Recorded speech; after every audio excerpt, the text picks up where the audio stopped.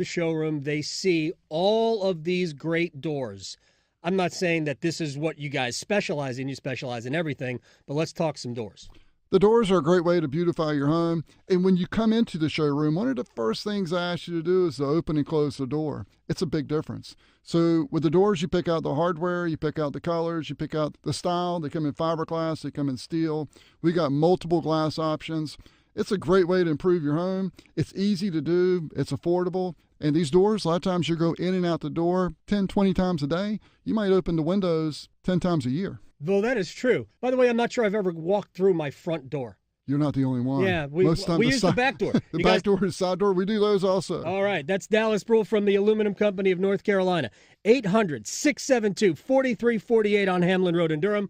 AluminumCompany.com. Check them out if you need a door. Hey, John, why so glum? I just got let go. The company's downsizing. This is the third time in the last 2 years. I'm done with this. Have you thought about My Computer Career? I've heard they can train you for a career in IT in just a few months, including cybersecurity and the basics of AI. And you don't need prior training or experience. Now that's a recession-resistant career. Wow, thanks. I'll check them out. Go to mycomputercareer.edu and take the free career evaluation. mycomputercareer.edu. Financial aid is available for qualified students, including the GI Bill. Sanja loves to bake, but her feet, they were throbbing. Then one day, I found a solution. Arch supports from the Good Feet store. Have foot pain? Good Feet could help. You too can live the life you love with Arch supports from the Good Feet store.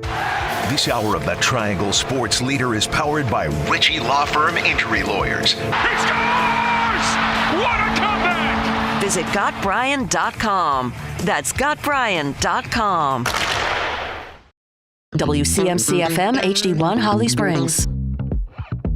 Negative things have probably been said about me, but honestly, I'll take that because look where women's basketball is. People are pulling up to games. We got celebrities coming to games, sold out arenas, like just because of one single game. And just looking at that, like I'll take that role. I'll take the bad guy role, and I'll continue to take that on and be that for my teammates. And I'll look back in 20 years and be like, yeah, the reason why we watching women's basketball is not just because of one person. It's because of me too, and I want y'all to realize that. There are so many great players in this league that have deserved this for a really, really long time, and luckily, it's coming now.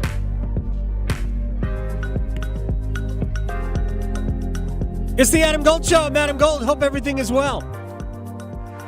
Victoria's here. That was Angel Reese. You know what Angel Reese did yesterday? Got ejected. Yeah, she got ejected from a game. Mm-hmm. Oh, the bad girl of the WNBA. Yeah. I'm making that up. I don't think she is, but she got ejected. Yeah, okay. It happens. It does. It happens. One of my hopes, and do you remember when Caitlin Clark was signed, when she was originally drafted by Indiana? Mm-hmm. And they have their introductory press conference, right? She's signed, but she's drafted, blah, blah, blah. They go back to Indianapolis like the next day or 2 days later. And a reporter, a columnist for the Indy Star, which is a great newspaper. Mm-hmm. And somebody I know, by the way, his name is Greg Doyle. Yeah, I was going to say, we've had him on here before. Oh, yeah. Greg has come on, a bunch of times talk about other things. And Greg had the very cringy, he never was able to ask. I don't even remember if he asked the question. He basically treated her like she was a schoolgirl. Yeah, right? He wanted her to do the hand heart thing back to him. I'll love it if you do it to me. Right. Like you don't. That's just weird. Don't do that. We talked about this in that these women who are athletes just need to be treated and covered like athletes and not like little girls. Yeah. We're not trying to make emotional connections with them. Maturely. You wouldn't do that. Equally. Nobody did that with Bryce Young at his introductory press conference. Nobody's doing that to right? LeBron. Right, exactly. So we want to cover these athletes like athletes and cover the sports like sports. So it's not a big deal that Angel Reese got ejected from a game last night. She's an athlete. She barked something at one of the referees. Referee felt like it was worth an ejection. Moving on. Like, it's not that big a deal. even what's been going on with Caitlin Clark isn't that big a deal, right? Now, the Kennedy Carter shoulder check, whether or not, like, there are people say, Caitlin Clark flopped. I'm like, first of all, I don't know. I didn't really look at it that way, but fine, maybe she did. And? Yeah. Who doesn't? And? Yeah. Like, seriously. Pick a sport. People flop everywhere. Speaking of that, I was at a TST today. Nice. The soccer tournament started. Yes. We got there in time to catch the end of the warm-ups between Natty FC and Natty SC and Burnley FC. That's fun. J.J. Watt, part owner of Burnley, the team, the side that's now has got relegated from the Premier League to the Championship, second tier of English football. And I watched both of the, I guess, former football players warm up. We also saw Pat McAfee's the Concaifa SC. We watched them warm up, and I watched McAfee completely sail a shot 20 feet over the crossbar, back over a fence into the woods. Uh-oh. Oh, yeah. Not ideal.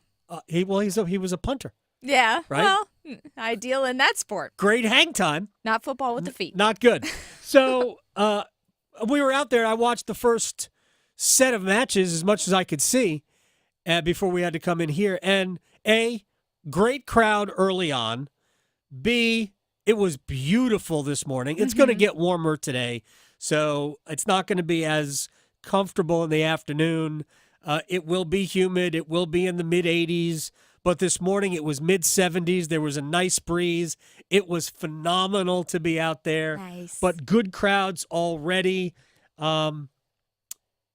J.J. Watt's team lost. Like Natty FC, which was here last year, so was Ocho Cinco.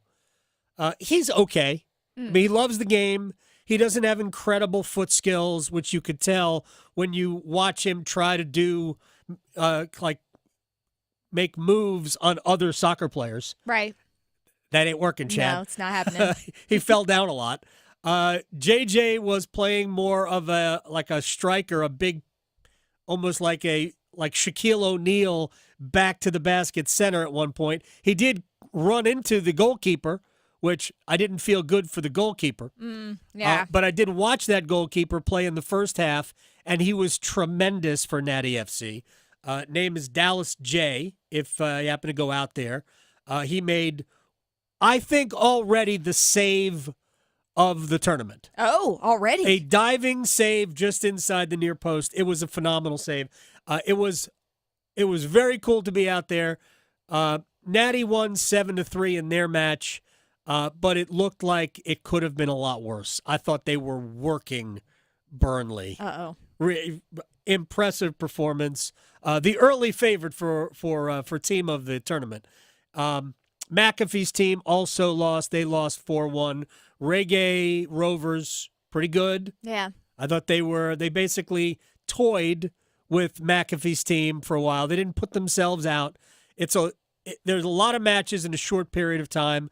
All of these teams will have to play 3 times between now and close of business tomorrow. So saving a little in the tank probably isn't a bad thing.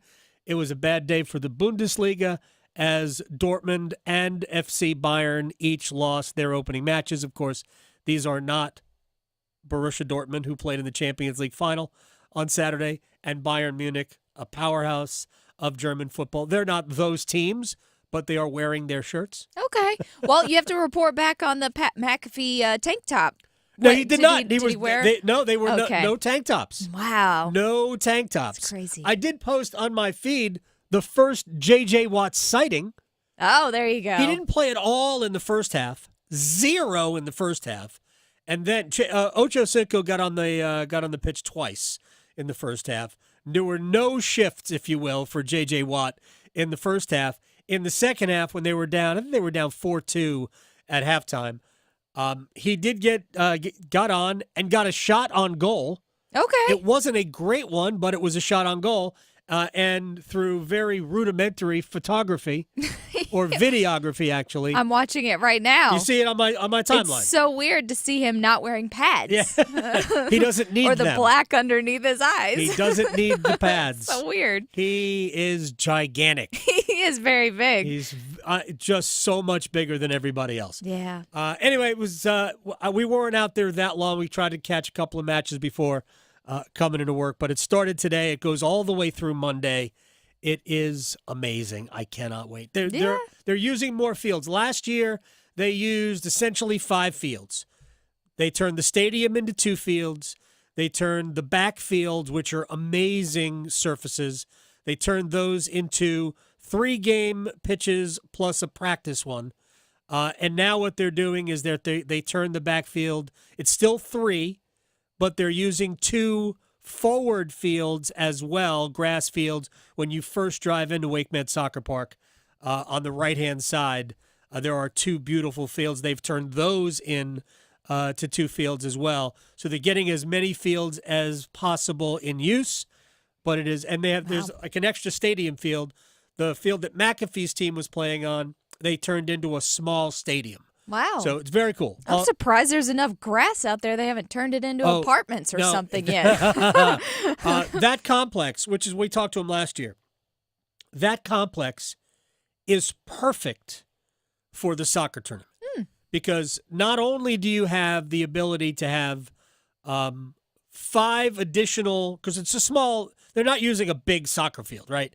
They're playing like the short way across. That's as long as the pitches are. And because of the way they configure it, there are 5 grass fields at their disposal up top. Yeah, right. The main stadium is 2. There's 3 behind it on the same type of surface, and then those 2 I just mentioned, they're called fields 6 and 7. If you have a kid who plays soccer in Raleigh, they've invariably practiced at WakeMed Soccer Park, probably on the turf fields, not on the grass fields. But there's also outer fields that they could use if they want for practicing and whatnot. It's a great complex. Yeah. And it's huge, and there's, I think, ample parking. I don't know. I think because you can park on the there's a giant grass field. There's actually grass you could park on there? Oh, absolutely. It really is very cool. So I was thrilled to be out there. I'm going to get out there as much as I can between now and the close of business on Monday. All right, so I told you all about the soccer tournament. Go check it out. And online, I mean, I got scores, and you can watch it. I might be distracted at some point. Might. By the way, North Carolina FC with a 1-0 lead. Actually, that game is probably gone. No, it's fine. See, it's 2-1. Oh, Villarreal. I got excited. From La Liga. NCFC. Villarreal is now, they're in the second half, and it is 2-1 Villarreal over North Carolina FC. Oh, man. Wrexham already lost today. Wrexham lost 4-2. Oh. Yeah, that's terrible. All right, we already started. We already started. We got to go. My fault. All right. Feel like the off season to you just because I talked 10 minutes about being out at the soccer tournament? This gray abyss of no sports. Stanley Cup Final starts Saturday. We'll talk a little hockey in a minute. Luke DeCock will also join us at the bottom of the hour, and we'll trade Martin Necas because apparently that's going to happen. NBA Finals go tomorrow. Mm-hmm. Celtics will be getting a boost. They are expecting the return of Kristaps Porzingis to the lineup. He missed I think he missed all of the Pacers series and all of the Cavaliers series as well. I think he only played a little bit of their first series against Miami. He's been injured. He's had a calf issue, and that obviously is a big deal. Yeah. I mean, he's 7 a lot and super skilled. So this will be a big deal for Boston to get him back. First time on this stage for Luka Doncic of the Dallas Mavericks. It is not the first time for Kyrie Irving, as he and LeBron helped each other win an NBA title in Cleveland. Mm-hmm. And LeBron James, and there have been rumors in the past of these two guys maybe one day getting back together, and LeBron James is pining still for the old days. Listen, I will call Kyrie the wizard all the time. Like, all the time. Like, there was nothing on the basketball floor that Kyrie couldn't do. And sitting here watching it, you know, I'm playing like so happy and so proud and to watch him and continue his growth and whatever the case may be. And at the same time, I'm so mad at the same time that I am not his running mate anymore. So I'm like, I just remember those times. And to back to what you were saying, JJ, like to have a guy like Kyrie Irving as the ultimate wild card, that's like having it's like having a draw four in your hand every time someone deals you cards in Uno. I don't even, that's maybe the greatest way to explain it. I can't come up with another one. And I'm really good at Uno, so Are that you? hit. All right. Yeah. I mean, if you played Uno, you know, man. We have a mutual friend who hates playing Uno with me because I always beat him. Really? Yes. All right. Very nice. Well, good for you. If we're ever locked in an Uno battle to the death, I know. I want you on my team. I need to send this because now I'll probably be called Kyrie. I want you on my... Now that's going to be my new nickname. That's fantastic. Look, LeBron didn't want Kyrie to go. Kyrie wanted his own store.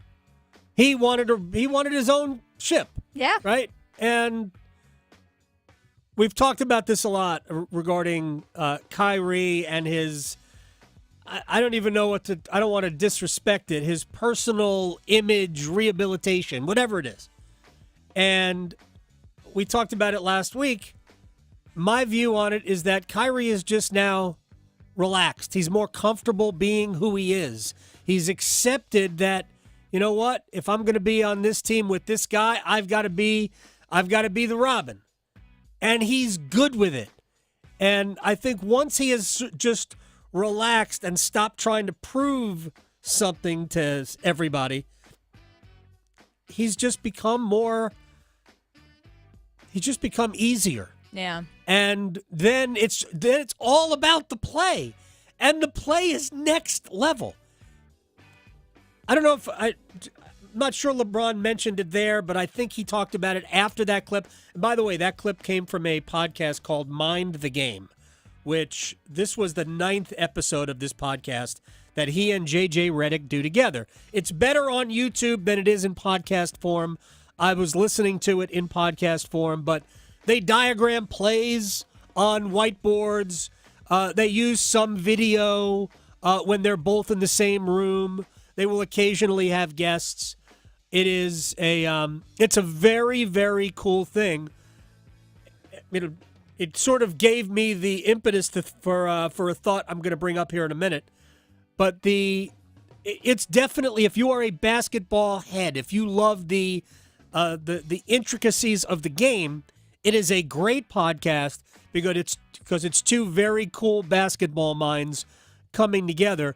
But LeBron said in the first, I don't know, however many minutes they were talking about Kyrie, that he is the most gifted player ever in basketball. This is a sport in which Michael Jordan and LeBron James already have established themselves as either the GOAT or the other GOAT. Right. And this is one of the GOATs saying that guy over there that nobody calls the GOAT is actually the most talented player Says a lot. we have ever seen. He's not wrong.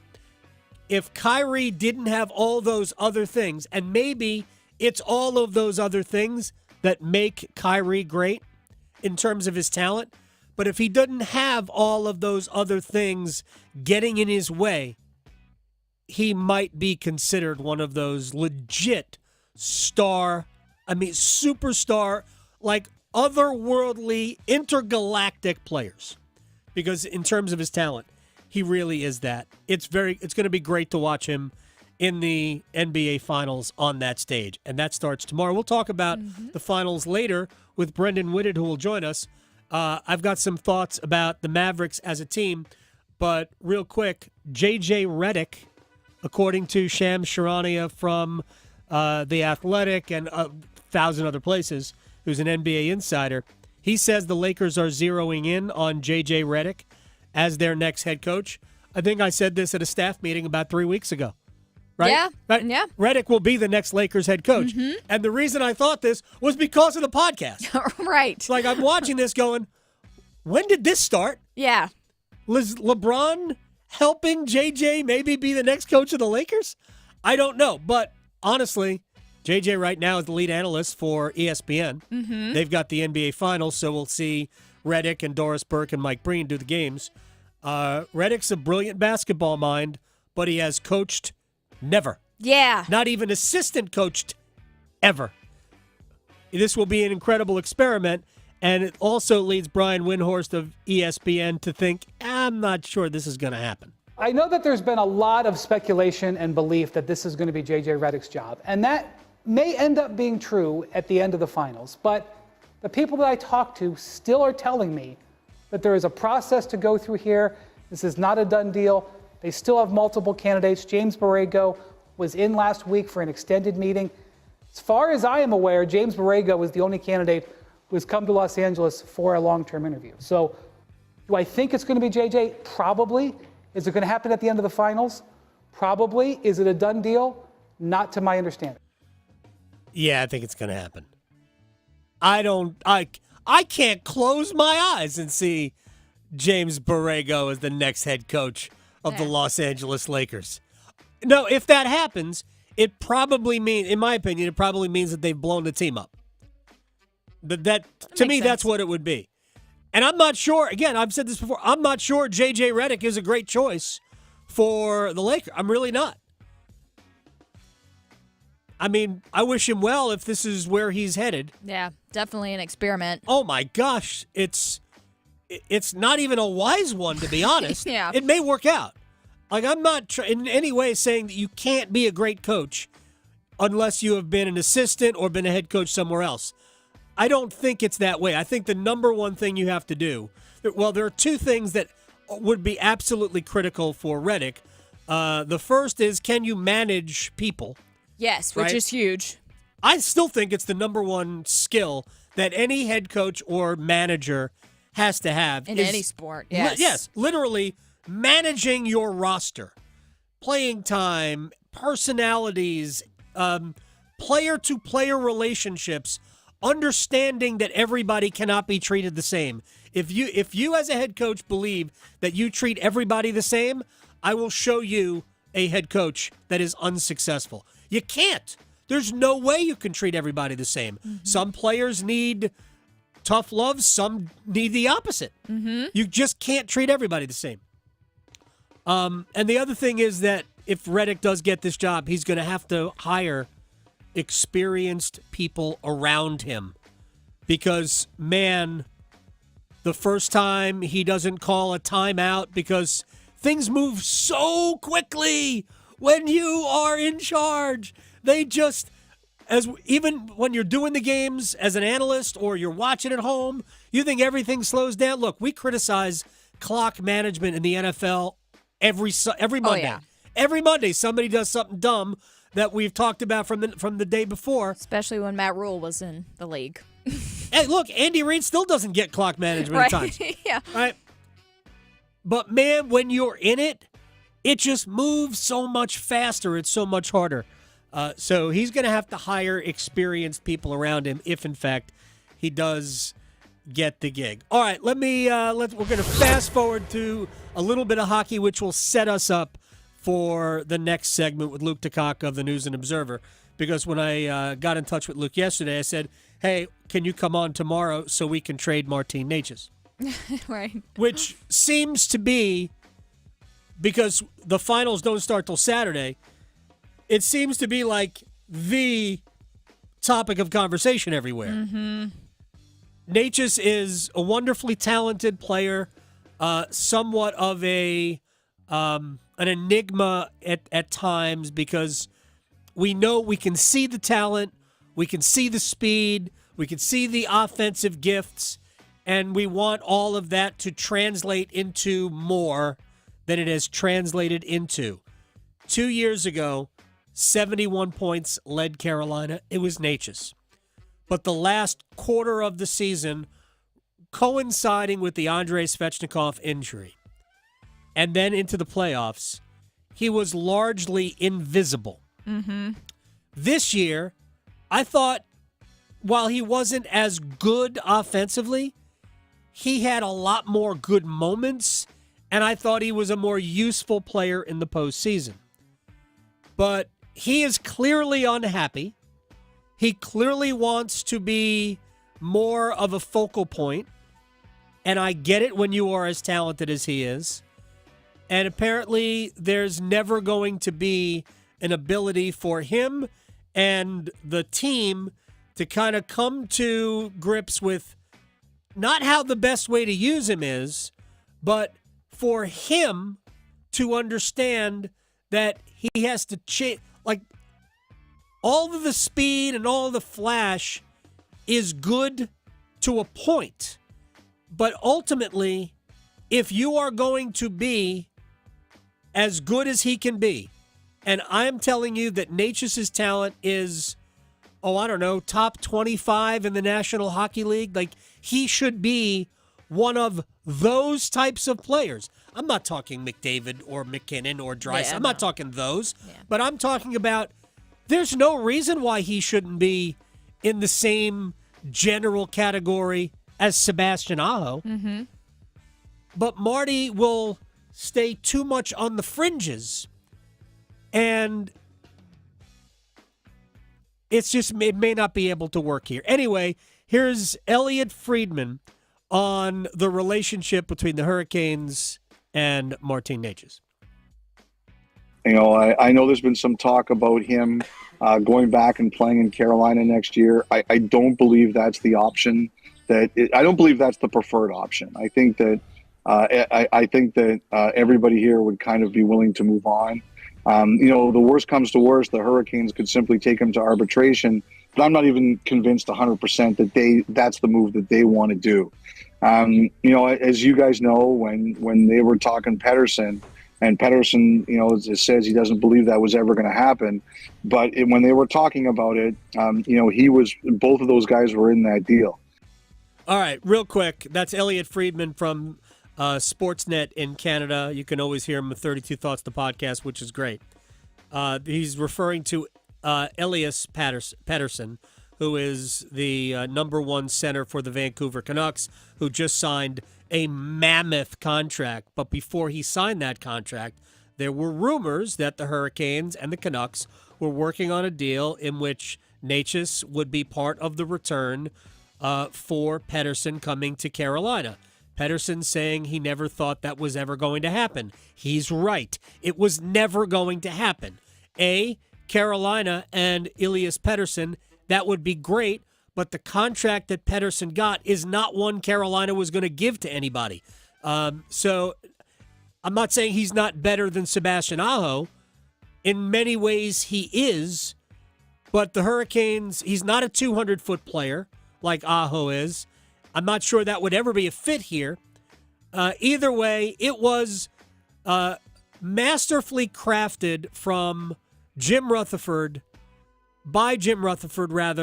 to create the possibility that you could be traded. So let's get this deal done. Again, I don't think the Hurricanes were ever really... I thought they allowed themselves to be a pawn for Jim Rutherford. Doesn't hurt Carolina to be involved in that deal, just like it didn't hurt to come up second in the Timo Meier deal or in the Matthew Tkachuk deal.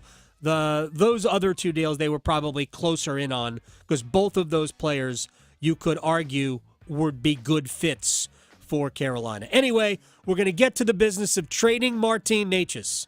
Luke DeCock and I are going to come up with it. I've got a plan. Might not be a good one. Luke DeCock joins us next.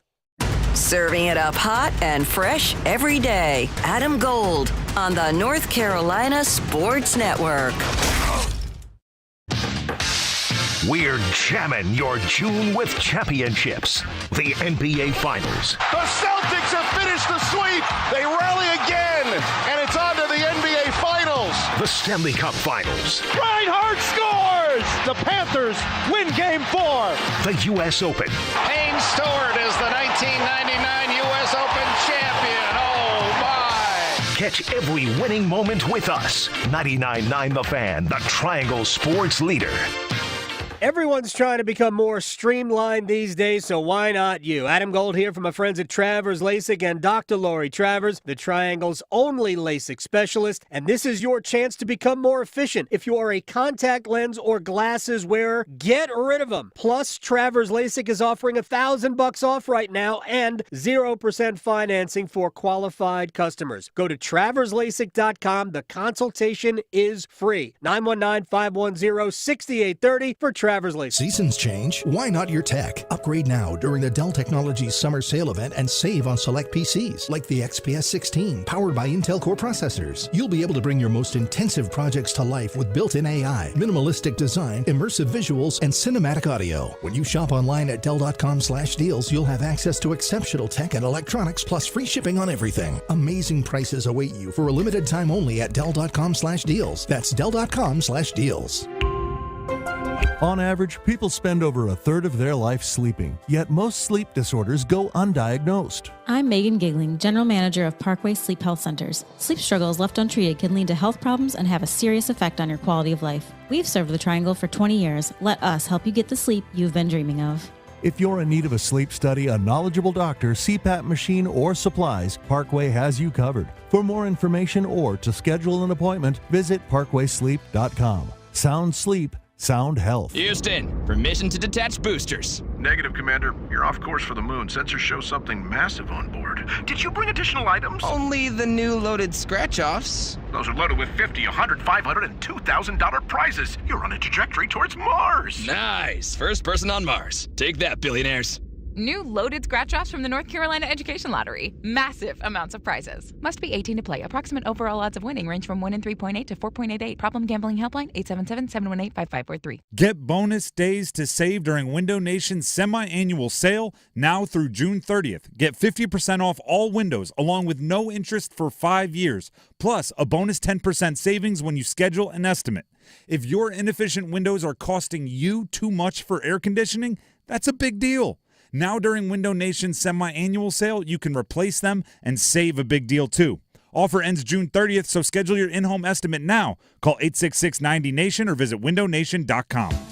If you see me stopped in the McDonald's drive-thru, just staring at the menu with my "what should I order" face, don't interrupt. It's the most important decision I'll make all day. Enjoy savings every day when you get a McDouble, McChicken, and other faves. Buy one, get one for $1. Plus, get any size Dr. Pepper for just $1.29. Price and participation may vary. Valid for product of equal or lesser value. Cannot be combined with any other offer or combo meal. Want to win a trip to the 84th Annual Sturgis Motorcycle Rally and a custom Harley-Davidson performance bagger? The Law Tigers are giving away the ultimate trip of a lifetime. Go to stylinginsturgis.com to enter. Prizes include VIP stay at Glencoe Camping Resort, custom Harley-Davidson built by Lane Splitter Garage, sound system by Rockford Fosgate, turbo from Trask Performance, parts from J&P Cycles, firearms from Magnum Research, jewelry from Anvil's Cash, and bikes from Soul E-Bikes. Go to stylinginsturgis.com to enter today. This is Adam Gold. Thank you very much for your time, man. We will talk again. Adam, anytime for you, my friend. Thank you. I don't know why it makes me laugh. Why does that make me laugh? I don't know. Maybe you just are used to people being mean to you or something, like Twitter. I don't know. The Adam Gold Show.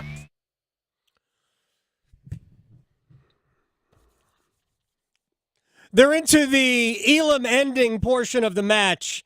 NCFC and Villarreal. 3-2 NCFC. Brian Farber's second goal of the match gave NCFC a 3-2 lead with a little bit less than 5 minutes remaining in regulation. And now they have the target score. First to 4 goals wins. And we'll see how it turns out. But that's very exciting. I was out there this morning. It was a blast. Luke DeCocco of the News and Observer, my friend. I have no idea if you were headed out to the soccer tournament at all, but it's a blast. I know you like the beautiful game, so just recommending it highly to friends. Cool. Perfect reaction. Noted. It's a perfect reaction. All right, let's get down to trading Martin Necas. The first thing I want from you, sir, is How interested are you in, like, do you think it's the best move for Carolina or him? What do you think about the idea of moving Natchez? Yeah, I mean, it's not. I mean, like, you've got a guy who keeps talking in the Czech media, or his dad keeps talking about how he wants to play center, who's a right shot, and then the Hurricanes, almost in the same breath, will come out and say, we need a right shot center. Clearly, it's not a fit here anymore. And I don't know that that's anyone's fault, but Natchez wants to be a center. The Hurricanes don't think he can play center for them. He has value. It's just time. Ironically, I think Game 6 of the Rangers series, at least the first two periods, might have been Martin Natchez's most complete game as a Hurricane, and unquestionably his most physical. You saw flashes of what he can be when he's fully committed to the game. His skill level obviously is off the charts. His skating ability is off the charts. But he backs into too many hits with his butt. He misses too many back checks. The Hurricanes clearly at this point don't trust him to play center. Maybe some other team will. Maybe he's just not a good fit for the way the Hurricanes play.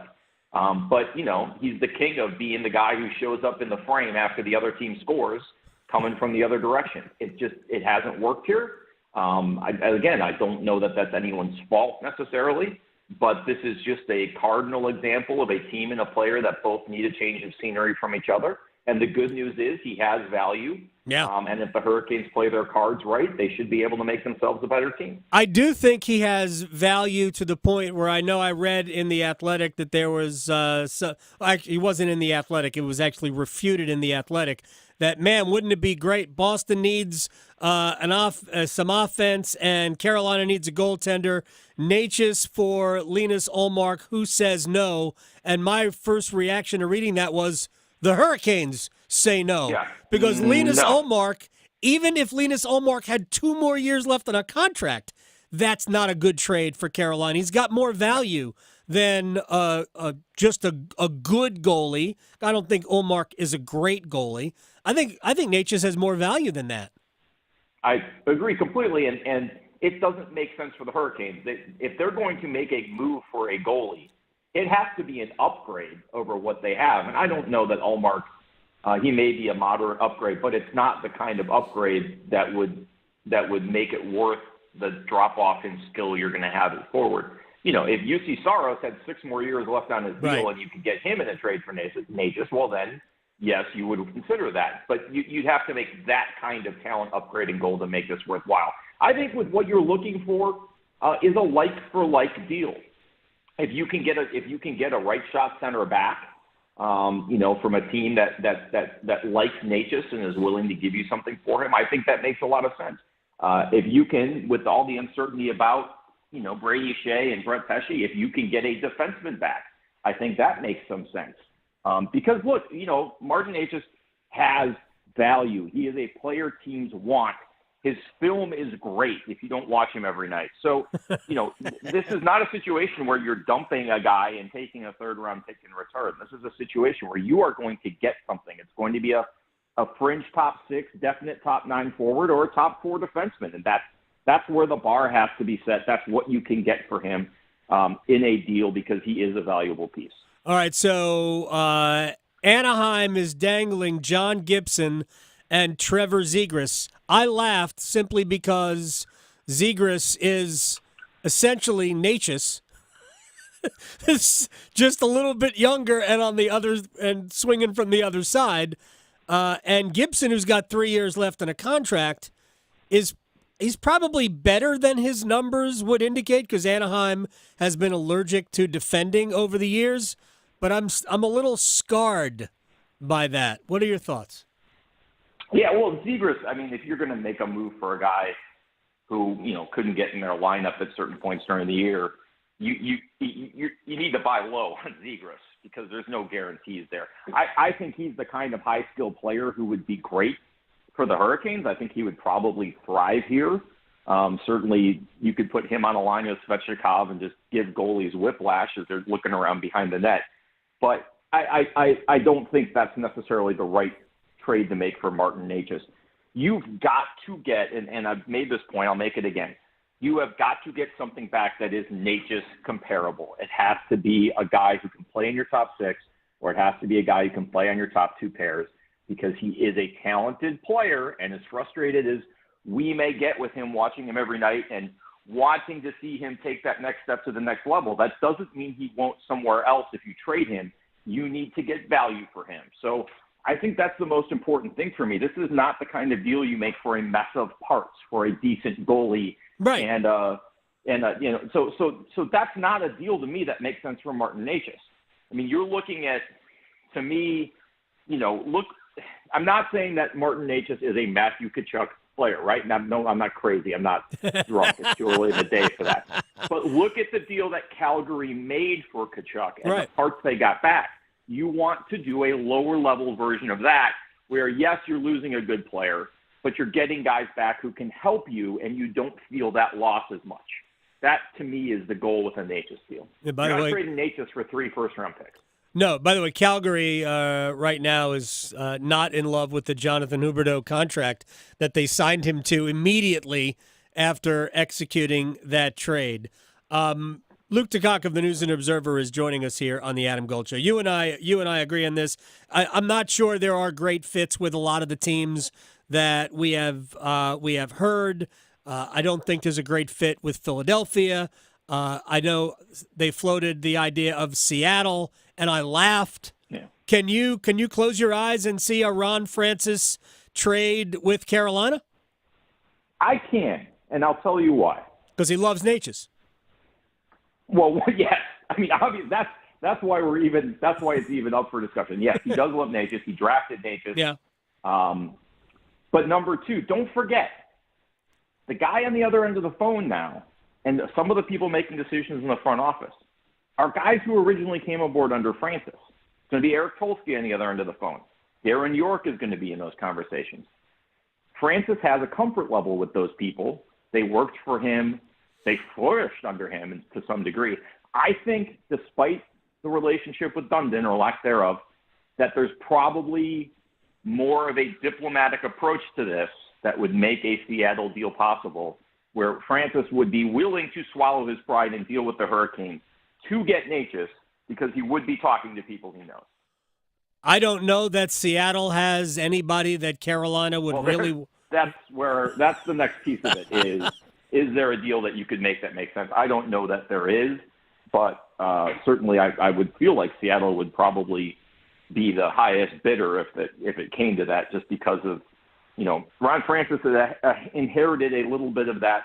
He's going to get his guy from Jim Rutherford. I think Necas falls into that category. Luke Tkachuk is joining us here on the Adam Gold Show. I can't believe you didn't even take the bait for the joke when I set you up for the Ron Francis. He doesn't make trades for actual players. Has he traded humans? It's a fair point. And I you can tell it's the off season. It's preseason for everybody. I should have jumped all over that, and I apologize. I just let the joke sit there on a tee. That was a hanging curveball down the middle, and I took it for a strike. All right. You referenced what the Hurricanes need. Well, they need a goalie who is definitely an upgrade, because so many people have asked me, what's the biggest difference? Why did Carolina lose to the Rangers? And I contend that we could talk about a lot of different things, power play not being great, whatever. They were out goaltended by a mile in that series. Shesterkin was great. And unfortunately, Freddie allowed too many soft goals. And Kochetkov, in the one game, allowed one bad goal that really hurt. And I thought that Rod just didn't have the trust in him to go back to him, because, honestly, Freddie probably should have been pulled after the goal that made it 3-2. So how does Carolina upgrade that position? Well, I mean, I think you can. I agree with your point. I think you can take it considerably farther. That's 3 years in a row they've been eliminated by a team that won the goaltending battle by a wide margin. Shesterkin twice, Bobrovsky. Yep. So you can talk all you want about, well, teams overpay for goalies or goaltending fluctuates, and you can work the market, moneyball this a little bit in goal. If you're a contender like the Hurricanes were the last 3 years, and maybe again this year. May have to wait till next year as they adjust the roster with all the turnover this summer. We'll see. I'm not prepared to make a call one way or the other on that yet. But at a certain point, you have to stop beating your head against the wall and say, how do we win that battle? Because our 5-on-5 play, the power play going AWOL every year certainly hurts, but the 5-on-5 play is good. Mm-hmm. And so I think you do have to look at options where even if this is a team that does not like to overpay for goaltending, if Saros comes on the market, if someone like that becomes available, do you try it and see how it works with goaltenders who aren't, picked up at the goaltending thrift store? I think Kochetkov is going to have still has a chance. I say still like there was a chance. Kochetkov has a chance to be a very good goalie. Yeah. And that process is going to play out. He is still very young. And I absolutely would have gone back to him in that Rangers series for Game 5, actually. I think that's when it made the most sense and save Freddie for Game 6. But I will go down swinging on that point. I think they missed the trick on that one. I thought they missed it in the Islander series. I thought Kochetkov should have played one of those two games on Long Island, Game 3 or Game 4. Fair point. I don't disagree with that either, although I think it was a more pressing conversation against the Rangers. But yes, the argument I would make, not to relitigate something that's been settled, is are you trying to win one game, or are you trying to win 4 games, or are you trying to win 16 games? And I think if you look at it from the latter two perspective, you do it completely differently. Their goaltending decisions were, how do we win the next game? And I think that came back to haunt them. That is fair. That's but anyway, a fair point. That's another story. All right. I think. Sorry, go ahead. No. You UC Saros is somebody that I would be interested in if Nashville had somebody else that would be worth the trade of Natchez to Nashville. Saros. But he's only got one more year. Right. You can't give up Marty Natchez for a guy who might leave. Well, that's why it has to be something else. Or, can you do a deal at some point where you get to talk to Saros about an extension and do not a sign and trade, but a trade and sign where you have reached an agreement with him for a long-term period. I don't think UC Saros would want to do that. Right. Frankly. I think if he's going to hit the market, he wants to hit the market. So I don't think that's realistic. But that is one circumstance where you could potentially do that deal. But, you don't look at Nashville's roster and say there's a natural fit here for taking a goalie who's going to be a UFA next year and player X for Natchez. So that's a tough one, too. It's just, it's funny. For the last couple of years, it's been, the Hurricanes have brought so many guys back and they ran things back last year. There really is a degree of uncertainty, not just with Natchez, but with the defensemen and all of that. Teravainen. Teravainen, yep. Martinook. I mean, there really is a Gensel. There really is a sense of it's hard to get a feel for what is the immediate direction of this team going into next season. Long term, it hasn't changed because the core is good. This is unquestionably a playoff team to some degree with the players that they have. Especially down the middle. But, when you look at what's the immediate prognosis for next year, it's hard to tell. I think the deal that they do end up making for Martin Natchez will have a tremendous amount to say about that. No because question. If you can get a person back, whether as a forward or a defenseman, who makes you better, and there are players out there who will make you better, maybe not as fast or as skilled as Martin Natchez, but make your team better, that's a big step forward for the Hurricanes as they sort of enter this next iteration of the roster, with the guys who are leaving. Luke DeCock, before we say goodbye, 15-second answer for you here. Seth Jarvis, 8 times 8, good for you? Yeah, I'm not concerned about that one. He's going to be worth the money. Yeah. 8 feels a hair high to me. But I think you do what you have to do to get him locked in long term. The cap's going to go up. Yeah. He's going to be an explosive two-way player for you. I think you do what it takes to get that done for 8 years and move on. In 2 years, 8 times 8 won't feel all that high. Luke DeCock of the News and Observer, my man. What? But you got to remember, Adam, you got to leave room for Mitch Marner next year. Stop it. At Luke DeCock on Twitter. I'll talk to you later, man. Thanks. Yeah, bud. Oh, man. I have other thoughts on that. I got tons of stuff to talk about with just regards to that, the potential of trading Martin H's, as we've done maybe the last 3 days anyway. We'll come back with one-timers next. Serving it up hot and fresh every day. Adam Gold on the North Carolina Sports Network.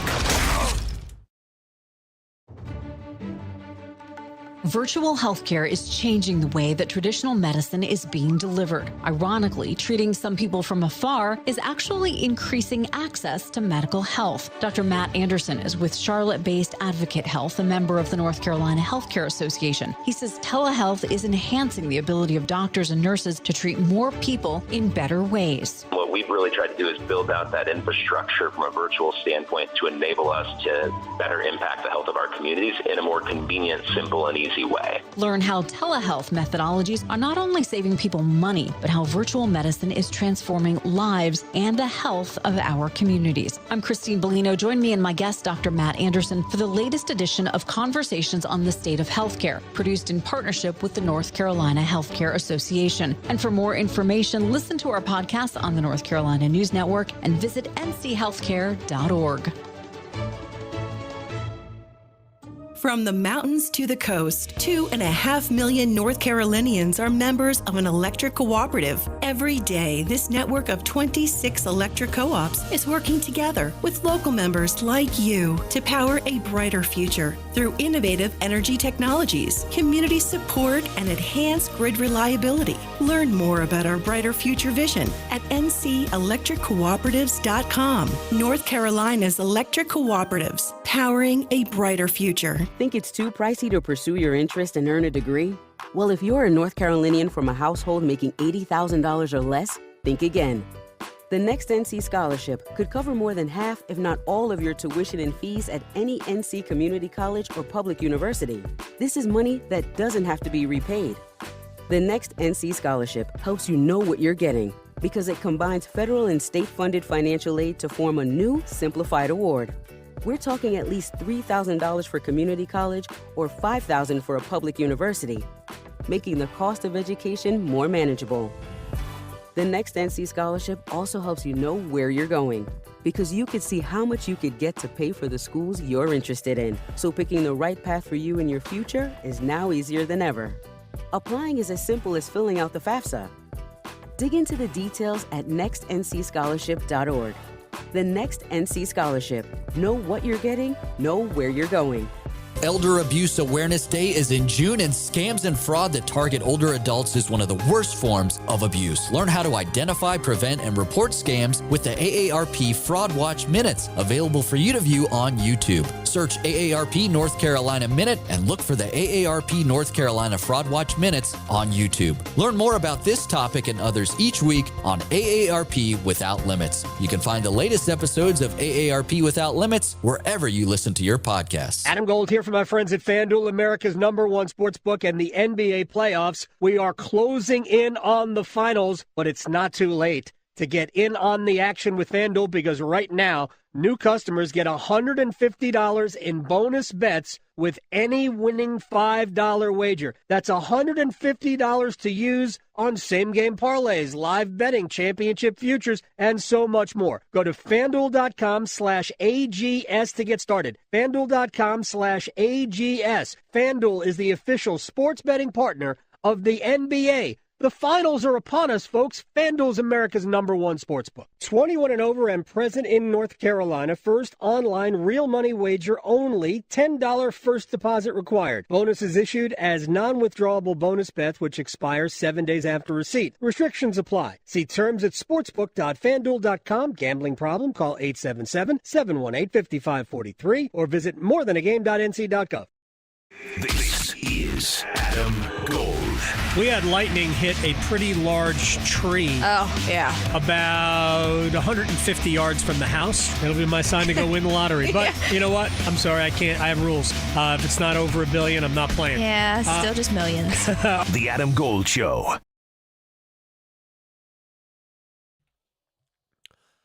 It's the Adam Gold Show. I am Adam Gold. Coming up top of the hour, I will tell you my biggest red flag about Dan Morgan. I have a red flag about Dan Morgan. I will explain top of the hour. New general manager of the Carolina Panthers. Right now, it's time for one-timers.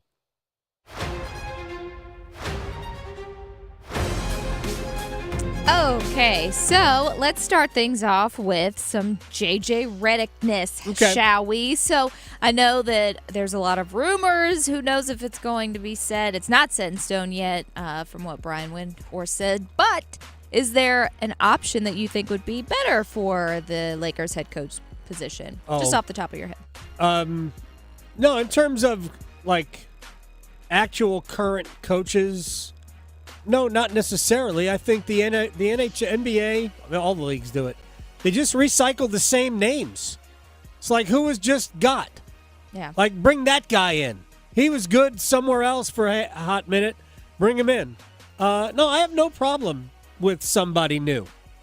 So I'm not anti-J.J. Redick. I just, there are challenges for Redick that will be difficult to overcome if he doesn't hire properly. So, but no, I'm okay with J.J. Redick. I'm not one of these hardliners that think you have to hire somebody who's done it before, because there's a reason they're not doing it now. Mm-hmm. Yeah, that's true. Well, moving on to the ladies' side of basketball. So I know there's always a lot of Caitlin Clark talk, but just in general, is there another rookie in any sport, not just basketball, that you feel has received maybe a similar warm welcome quote? No, not that I could think of. And like we've been talking about, like, there's a lot of things that are true at the same time. One, this is normal growing pains for a player going way up in class, right? And as we've tried to explain, the WNBA, there's probably a greater jump from women's college basketball to the WNBA than there is in any other sport, because there are so few spots available, and the women in the league are so good. So I can't think of anything that even compares to what Caitlin Clark has had to deal with. Yeah. Well, and last but not least, because we're both baseball fans and it's hard not to notice, if you were trying to explain to someone what's going on with basketball or baseball teams that start off hot and then go into these slumps of just stinking, what would you say? Baseball's hard, and they play every day. Every day. People don't even understand this sometimes. Like, it can snowball. By the way, the Mets and the Phillies are going to London to play a series this weekend. How did the Mets get in that? Raleigh to Boone, Charlotte to Chapel Hill. Your Carolina is covered. Adam Gold on the North Carolina Sports Network. The NBA playoffs are actually going to tip off tomorrow. It's hard to believe. It has been a long time since we have seen professional men's basketball. And at FanDuel, America's #1 sportsbook, you can get everything you need for the playoffs, for the finals. And right now, new customers can get $150 in bonus bets with any winning $5 wager. I'm not sure you can wager on whether or not J.J. Redick's going to be the next head coach of the Lakers, but that would be a winning bet. $150 to use on same-game parlays, live betting, championship futures, and so much more. Go to FanDuel.com/AdamGold to get started. FanDuel.com/AdamGold. FanDuel, the official sports betting partner of the NBA. Must be 21 and over and present in North Carolina. First online real money wager only. $10 first deposit required. Bonus is issued as non-withdrawable bonus bets which expire 7 days after receipt. Restrictions apply. See terms at sportsbook.fanduel.com. Gambling problem? Call 877-718-5543 or visit morethanagame.nc.gov.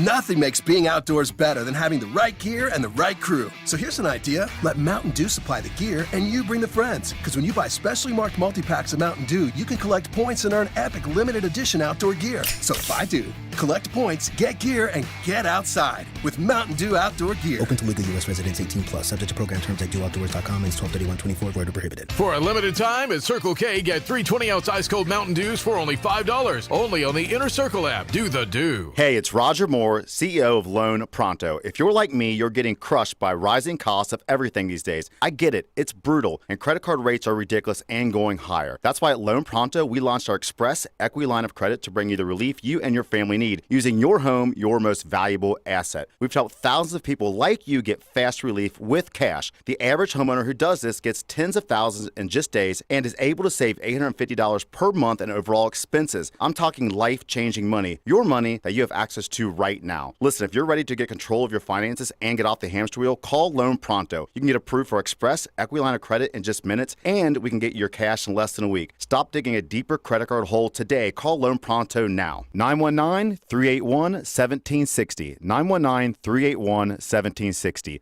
LoanPronto.com. 919-381-1760. Equal housing lender. NMLS 166-1781. Subject to lender approval. NMLSconsumeraccess.org. Marcy Bailey from Bailey's Fine Jewelry. Here to share why Bailey's is consistently voted best place to buy your diamond. First off, our amazing selection of diamonds is unparalleled. We also have hundreds of the most coveted engagement ring styles to fit any budget. You can also utilize our vast selection of loose diamond inventory and custom workshop to create your dream ring. And if that's not enough, we also offer an unprecedented lifetime diamond guarantee. I invite you to come see for yourself. Visit us today in-store or at baileybox.com. Tim Donnelly here. Don't miss out on the sale of the summer from Zero Res. 3 rooms in your house, Zero Resified. Every surface cleaned for $109 plus $100 off your air duct cleaning. Give them a call, 919-915-0000 or ZeroResRaleigh.com. If you see me stopped in the McDonald's drive-thru, just staring at the menu with my "what should I order" face, don't interrupt. It's the most important decision I'll make all day. Enjoy savings every day when you get a McDouble, McChicken, and other faves. Buy one, get one for $1. Plus, get any size Dr. Pepper for just $1.29. Price and participation may vary. Valid for product of equal or lesser value. Cannot be combined with any other offer or combo meal. This hour of buzzer-beating, nail-biting, edge-of-your-seat sports action on 99.9 The Fan is powered by Ritchie Law Firm Injury Lawyers. Visit GotBryan.com. That's GotBryan.com. WCMC HD1 Holly Springs. Take us with you on radio, web, app, Alexa, and YouTube. 99.9 The Fan, the Triangle Sports leader. This is the Adam Gold Show. There are some players in all sports who are a little hot-headed and sometimes get carried away and do stuff that is on the line, maybe over the line. That's what seemed to happen here. I think that's pretty clear from everything every person who actually knows what they're talking about has said. The issue is the people who don't know what they're talking about. Now, I'm not referring to anyone in particular. I'm just referring to the cavalcade of voices that are speaking on this issue. They're much louder. And most people just hear that because it's easier to hear. You almost can't avoid it. Mike Greenberg. When he's not on vacation, you hear him before you hear this show locally. I am Adam Gold. That is Victoria. Chip Patterson in about 15 minutes. Looking forward to discussing some things, including what the playoff makeup will look like, because they're kind of still wrestling with. We know what it's going to look like this year.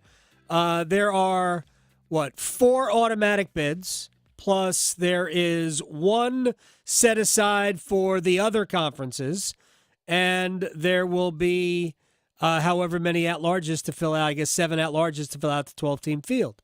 But what is the makeup going to be next year and going forward with however many automatic bids get doled up? We got a lot of stuff to discuss with Chip Patterson. But first, as we take a look at news of the day for the second time, I have a red flag about Dan Morgan I'm going to get to. And we will start here. Have you seen, Victoria, I know you're a huge fan, have you Yes. seen any of the Panthers blueprint on their website? Just a little. Right? Little tiny bit. Yes. I watched like the first 5 minutes of the most recent episode. I think it might have dropped yesterday or whatever. But it's pretty slick. I realize this is radio and this is an online show on their website, We're kind of like an online show. We sort of. No, we are. We're streaming live on YouTube. Hi there. But we're not going to show you the video. I don't know that we have the capability, and we certainly don't have the rights to do that. But here's how it sounds, and I think you'll get the picture of what I'm talking about. Look good now, blue, man. Feels good. That red. Feels good. How you doing? Feels good. Just first of all, so excited, guys. I don't ever want to lose this feeling. I never want to lose this feeling. My first chance to be a head coach with all of you. What is this all about? It's about having the best off season of your life. What does that look like? It's every single one of us pursuing our best. For me, it's about possibilities. Let's not shy away from the possibility of great things that can happen here. If we all work together, we all do our job, think about what the 2024 season could be. It's right in front of us. It all starts right here. I don't mind saying it. They put the microphone in front of me, I'm gonna talk about it. If we're gonna own the NFC South, this is how we're gonna do it. Oh, man. See, this is why I love Dave Canales. It does. It actually, look, I'm not trying to, it's a very slick, put together, 30-minute online look at Dan Morgan and Dave Canales.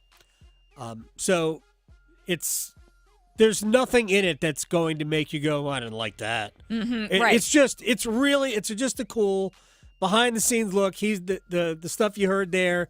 He's meeting the group basically for the first time here in the spring.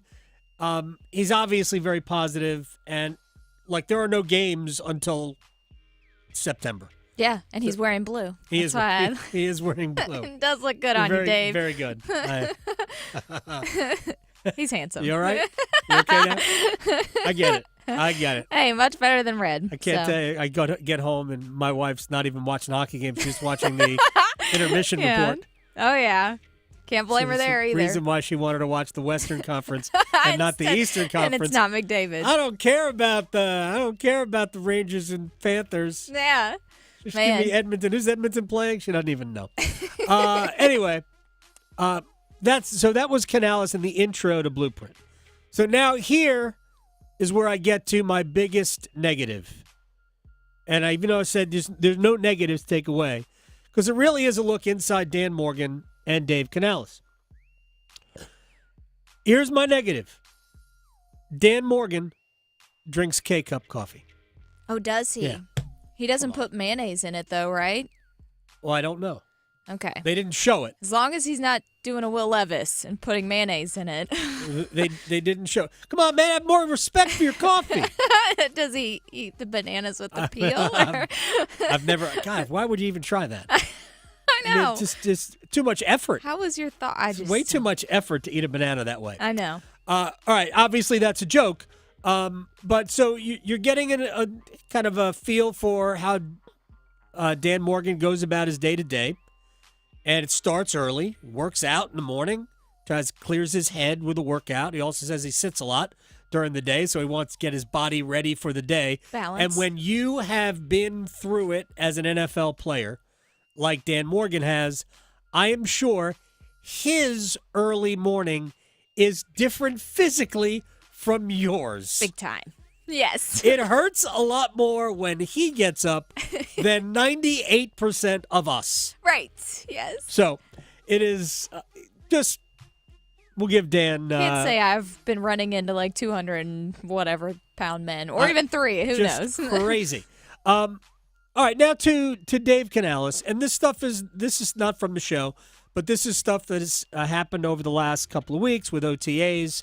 And Canales and where the heads and the, I guess, hearts of his coaching staff is right now. I'm really encouraged where we're at with our teaching of our systems, the teaching of our concepts. And I think that's kind of natural as we talked early on. Communication is the vehicle, and so when we can all speak the same language, we're telling the quarterbacks one thing, the tight ends and receivers are hearing the same thing in the concepts. The offensive line of the quarterbacks and running backs in the protection meetings, it's a group of guys that we're used to working together. So I really feel I feel like we're ahead of where I was at last year. Not trying to compare, but just looking at, coming into a situation where I have some familiarity, the carryover has been really refreshing for me. All right, I would need context. Where he's further ahead with this team than he was last year. Yes, you weren't here last year. Or is he further ahead with this team than he was with last year's team? I'm assuming he means last year's team. Right. Last year's team worked out really well. But this year's team, man, has a long way to go because they haven't been together at all. No. Right? We haven't seen this group of receivers. We haven't seen Bryce Young work with anything remotely resembling this. So there's a lot of unknowns still about this, but about Bryce Young, here's more from Dave Canales. For the first phase of it, phase one, where we're really just doing individual drills and we're not quite into the team settings, seeing the defense and all that, it's hard to really visualize himself other than watching things we've done in the past, So I think that as we've been able to be on the field through phase two and now into OTAs, being able to see those concepts come to life with different coverages, different pressures, different types of receivers, that's where the growth is really start to happen for Bryce. I'm optimistic about year two for him because I think that the reason that I've always thought he would be successful was his calmness, his ability to process and not get sped up. He was sped up last year, but he was sped up with nowhere to go. Yeah. I think at times when he knew where he could go, it looked right. I think there were a lot of times last year where, man, that was the way it was supposed to look, even under duress. But if it wasn't Adam Thielen, it never looked great. And they didn't have a committed running game. Speaking of which, real quick here, Christian McCaffrey, who yesterday reset the running back market with a 2-year extension, we've got him on, doing one for the team. Last year at this time, there was so much talk about the running back market and how important is it for you to continue to try to keep raising that bar for the position group as a whole? I think it's really important. I think, running backs have been undervalued for a long time now, and hopefully this is a step in the right direction. It will not be. Yeah, he's not the typical running back, right. though. It will not be. Yeah. Here's the thing about McCaffrey is that he's not, even though he is used, I think correctly, as a running back between the tackles, third down, goal line option, he's just different. It will not reset how running backs are viewed. And I don't know that it should be. I think this is where you have to make exceptions to your rules. Running backs, for me, are never getting a second contract. I mean, I wish the rookie deal, the first deals were different. I wish they weren't 4 years if you're a first-round pick, plus the fifth-year option. I wish they were 2 years, plus a third-year option. Then running backs could get paid. But based on the current structure, zero chance I give a running back a second contract. But I'm going to put an asterisk there, and the asterisk is except in case of Christian McCaffrey types. Exactly. Because I'll do that for every single position. If there's somebody who is just different, then you have to break your rules. Christian McCaffrey is a rule breaker. I know. At running back. Oh, the Panthers. Uh-huh. That one stings still. It does. It makes you wish they had gotten more for him. At least, yeah. Right? Yeah. It just makes you wish that. I am happy for him because he's that good, and we get a chance to watch him successful in a much better environment for him. All right, when we come back, Chip Patterson, CBSSports.com. We will talk playoff makeup. I've got thoughts there. College Football Hall of Fame. We might even, as we are doing of late, sneak in a little golf. Next. Going beyond the box scores. Adam Gold on the North Carolina Sports Network. 99.9 The Fan and Arise Urology Clinic present Men's Health Month. Smoking causes cancer, heart disease, a greater risk of stroke, and increased risk of erectile dysfunction. Start your winning streak now and commit to quit. You'll fix your organs, get your looks back, and end the smoker's cough. The long-term benefits lower the chance of death and decrease your danger to your body for your future. Men's Health Month is powered by Arise. Call Arise Urology Clinic for Men at 919-964-3750 or visit CoreWaveTherapy.com. Adam Gold here from my man, Coach Pete Drew, to Capital Financial Advisory Group in Apex. He is the retirement planning guru, and maybe you're like somebody I know very well who decided earlier today, man, I don't really want to go to work. Maybe not just today, but maybe forever. Are you ready to retire on your terms so you can do exactly what you want to do when you want to do it, like just kind of hang out at a soccer tournament all day long for the next 6 days or longer? Capital Financial Advisory Group, Coach Pete DeRuta can get you to the financial finish line of your employment years better than anybody else. He is a guru. He is the retirement planning expert. All you need to do is call and unlock a whole bunch of cool stuff. 888-843-0013, 888-843-0013, or text Adam to 600-700. Retire on your terms with the expert, Coach Pete DeRuta, 888-843-0013, or text Adam to 600-700 for Coach Pete DeRuta. Texting enrolls you in a recurring automated marketing text messages. Consent not required to purchase. Message and data rates may apply. The team's looking good this season. I think so. Man, I miss playing football. Being young with unlimited energy to burn. Ever since I turned 40, I just can't find that fire I used to have. Think it could be lower testosterone? What do you mean? All guys lose their edge when they turn 40. The body has less testosterone. That's why I take Nugenix Total T. I've heard about Nugenix. That really works? Since I started taking Nugenix, I'm lifting like when we played for Coach Carter. I feel more energized at work. It's even spiced up things between me and the missus. Are they still giving out complimentary bottles for people to try? Yep, send a text. It's that easy. Text REP to 42424 right now for your complimentary bottle of Nugenix Total T. It's the #1 selling testosterone boosting brand at GNC and Walmart. Do it now and they'll also send you a bottle of Nugenix Thermo X, their newest, most powerful fat burner ever, absolutely free. Text REP to 42424. That's REP to 42424. These statements have not been evaluated by the FDA. This product is not intended to diagnose, treat, cure, or prevent any disease. It's bow time. Listen up, because we've got some big news to share. You might want to sit down for this. Bow Sauce is back at Bojangles. If you think you missed it, just imagine how our Supremes must have felt.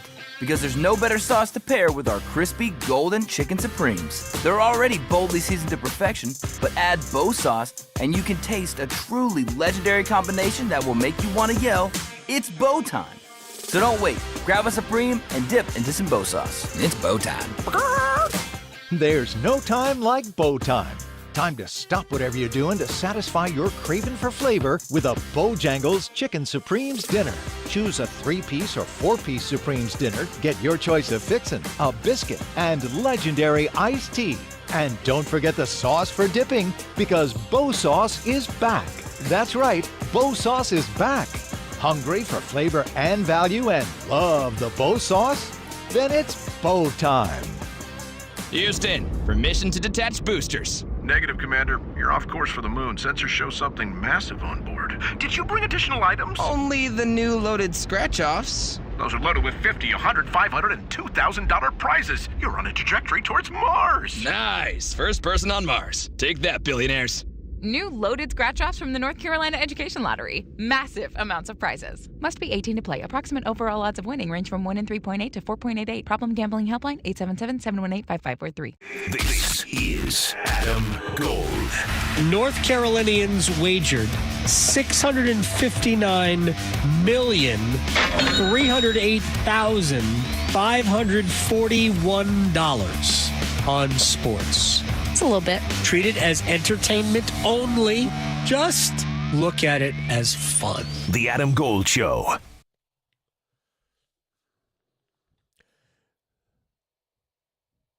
It's the Adam Gold Show. I'm Adam Gold. Victoria is producing the program. I don't know why I paused there. Victoria. Victoria. We work with people who sing that through the hall sometimes. Oh, really? Mm-hmm. That's very nice. It's a thing. Yeah, very it's nice. a little song. I don't think I want to hear anybody singing a song about me in the hallway. I don't think I want that. That'd probably be a good one. Maybe about you watching soccer, because that's going on now. It is going on right now. Speaking of which, I'm looking at the scoreboard. You can get basically a live scoreboard of the soccer tournament over in Cary, which is through almost all the way through the first session. Started 8:30 today. I was out there watching J.J. Watt's team against Chad Ochocinco's team. In the case of J.J. Watt, it's actually his team. He's part owner of Burnley FC. And I guess Chad Ochocinco has put together this team from Cincinnati called Natty SC. They use soccer club. And I guess some of these guys played at Cincinnati in the in MLS, but they ran Burnley off the field today. It was a 7-3 final. I also watched some of Pat McAfee's team. They got beat by Reggae Rovers 4-1. But North Carolina FC, about 20 minutes ago or so, 25 minutes ago, finished off Villarreal in, all the games end in overtime because they all end on a goal, but it was 3-3 at the time, and it was the first to 4, and Nazmi Al-Badawi, who played at North Carolina FC for a long time, also played with the Railhawks before the name change. He scored his second goal of the game, and it was the game winner. So 4-3, North Carolina FC moves on. Now would be a good time to point out where, if you win it, you get $1 million. It's a nice little it's bag. It's a nice bag for a lot of these guys. So just an absolute blast. The weather was awesome this morning. Tomorrow's session doesn't start till a little bit later because there's only one session tomorrow. They're going to get about halfway through the second set of group stage matches today before they move on, and they'll finish the third stage tomorrow and in one session. So all the group play for the men's tournament will be done, weather permitting, by tomorrow, close of business. And then on Friday, they'll start the knockout rounds of the men's tournament, and the women's group stages will start. Should be an unbelievable tournament. They added a bunch of matches this year. 48 teams in the field, 32 last year. The knockout rounds were about 16. I think they were 16 teams strong last year. They've doubled the size of the knockout phase on the men's side this year, and just going to be an absolute blast. The two championship matches are Monday at Wake Med Soccer Park, both in the evening. So should be a lot of fun. All right, so a couple of things that we're going to get to real quick. And first of all, the College Football Hall of Fame is got a ballot out. And without getting into, it seems like every player on this College Football Hall of Fame should go in. Every single player, if you're on the ballot, it seems like, yeah, what's the question? Why are we even having the debate? They're all amazing players. The two coaches who I think are on the ballot, Nick Saban and Urban Meyer. Who wants to argue? Like these ballots seem like they're the easiest ballots in the world to potentially come up with. How is it even like a question? Saban, Meyer, yeah, of course, Hall of Fame. Who's going to argue? Kellen Moore, quarterback, Boise State. I mean, yeah, if I had to, I could conjure up an argument against Kellen Moore, but he was a great quarterback at Boise State. Antoine Randall, who played at Indiana and then became like a wide receiver. He was a slash type player. Actually, he wasn't. Cordell Stewart was actually slash, but he became a slot receiver, but was a quarterback in college at Indiana, was a Heisman Trophy candidate. And I remember the first year I voted for the Heisman Trophy, and I've been a voter now for a long time.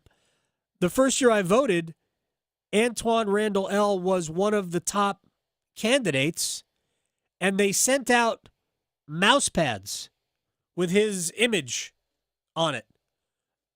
Like, They called it he was the most exciting player in college football. He was a great college football player. I did not vote for him, but it was a great mouse pad. So hey, well that it that did helps. everything I needed a mouse pad to do. Did it have one of those like gel little humps on it for your wrist? No, it wasn't that good. It's It was not that fancy. but it was pre I see. that innovation. Haloti Ngata, who played at Oregon, who was a great defensive lineman in the NFL. Monty Ball, who at one point was, I believe, the all-time leading rusher in college football. Peter Warrick at Florida State. I mean, all these guys belong in the College Football Hall of Fame. So we should stop having the conversation. Yes, if they're on the ballot, they're probably in to that honor. All right, now let me get to an issue I definitely wanted to talk about. So the college football playoff format goes to 12 this year.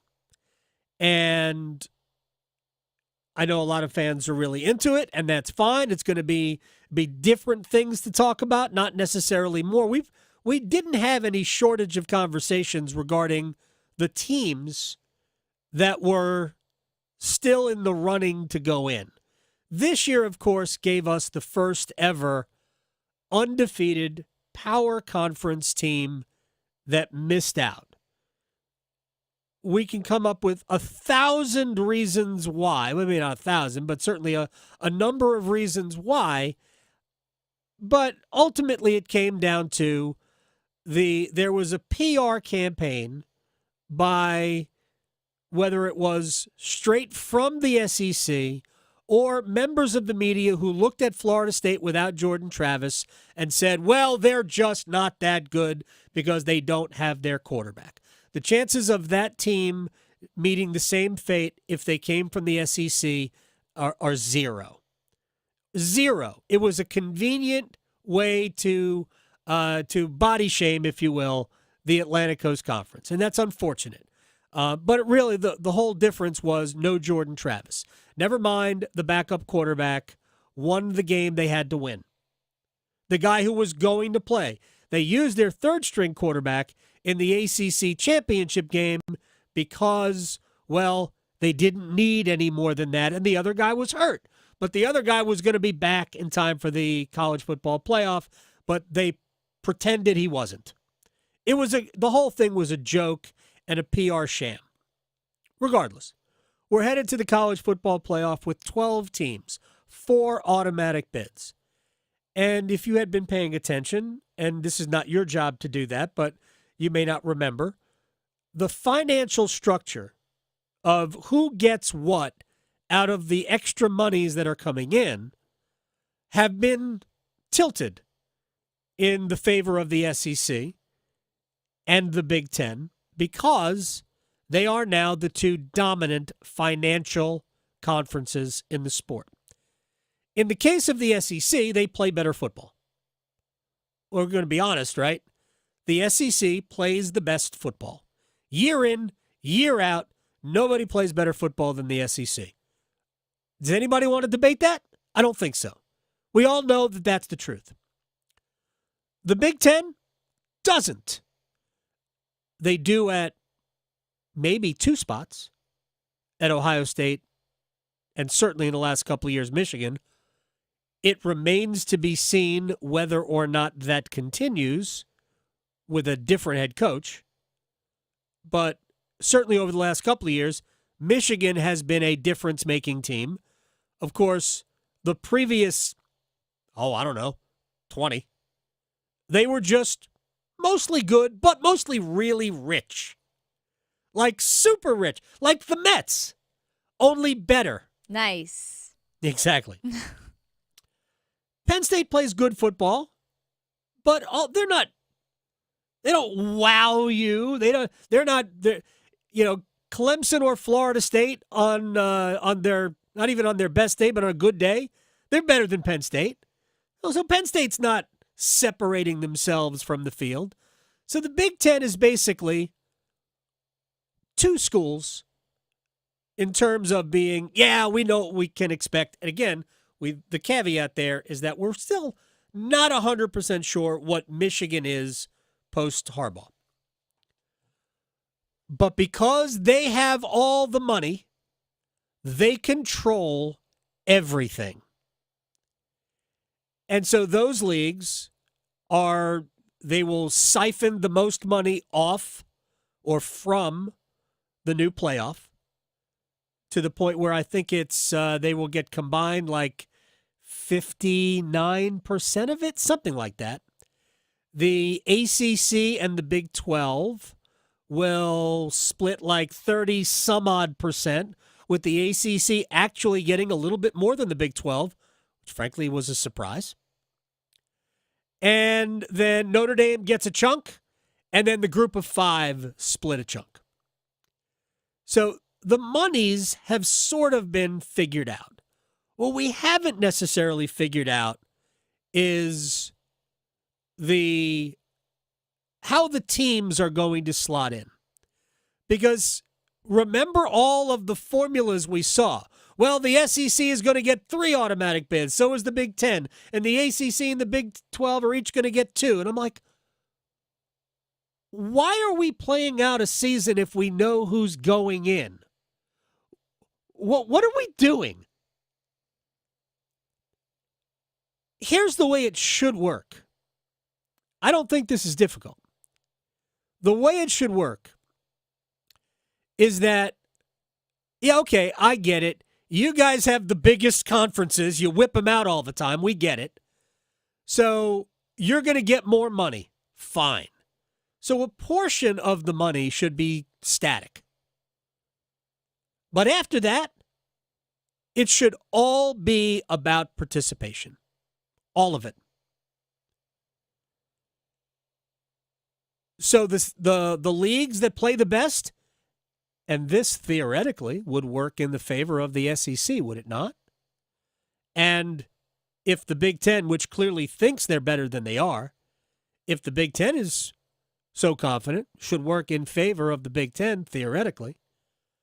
But it also could work in the favor of the other leagues. Could work in the favor of the Big 12. Could work in the favor of the ACC. But that's what it should be. There should be merit to this. And I find it absolutely hysterical that the biggest and baddest don't want to trust how big and bad they are. They're always looking for guarantees. Like, you wouldn't want this in any other walk of life. If it was another, you'd be losing it if it was another league who was in that position. Losing it. But this is what they want. They want handouts. Like, nah, man, this has to be about merit. And that's the way it should be. Going back to the very beginning of the college football playoff, the argument has been you got to make the conference championship games matter. I'm like, okay, they sort of do matter. Being a conference champion matters. But I don't think they should have any bearing other than, hey, they won a conference championship on the college football playoff. I have said from the beginning, I don't care if all 4 schools come from the same league. I believe this. The only job of the college football playoff, the only job is to get, until this year, the 4 best teams. I don't care who the 4 best teams are. The only job is to get the 4 best teams. And in my opinion, the 4 best teams are the 4 teams who deserve to be there. Because you can't project. You can't just guess. You have to earn your way there. So, really, going back to Florida State real quick, they earned a spot, and it was taken from them because nobody could wrap their brains around a college football playoff without a Southeastern Conference team, even though Alabama deserved to be left out. 1 loss, and the tiebreaker between you and Texas was settled on the field, on your field, and Texas won the game. Should have been it. Florida State should have been in. Texas should have been in. Alabama should have been watching. End of discussion. Going forward, We're going to have 4 conference champions guaranteed, plus a group of 5. We have 12 teams. Okay, I can set aside my disdain for that and 7 at large. But we shouldn't have any other automatic qualifiers. You get it on your own merit. I don't know why this is such a complicated thing for people to figure out. I just don't know. Money I can get. Spots? Nah. I honestly think just give me the 12 best. I don't care where they come from. At this point, if you're going to have a national championship tournament, you just have it. 12 best. See you on the field. To me, that's an easy one. All right, when we come back, the late Grant Wall would have loved what is going on in Cary right now. Because it really is, even though it's not quite what we watch on a full soccer field on Saturdays during the season, or maybe you watched USA, South Korea, the women's national team last night with the 16-year-old Lily Yohalas scoring her first ever international goal. Wow. Oh yeah. That's impressive. Oh, yeah. She is impressive. The women looked good last night. But he would have loved the celebration of the sport that the soccer tournament is. We'll talk to a former colleague of his about a new book with Grant Wall's writings in it. Next. Raleigh to Boone, Charlotte to Chapel Hill. Your Carolina is covered. Adam Gold on the North Carolina Sports Network.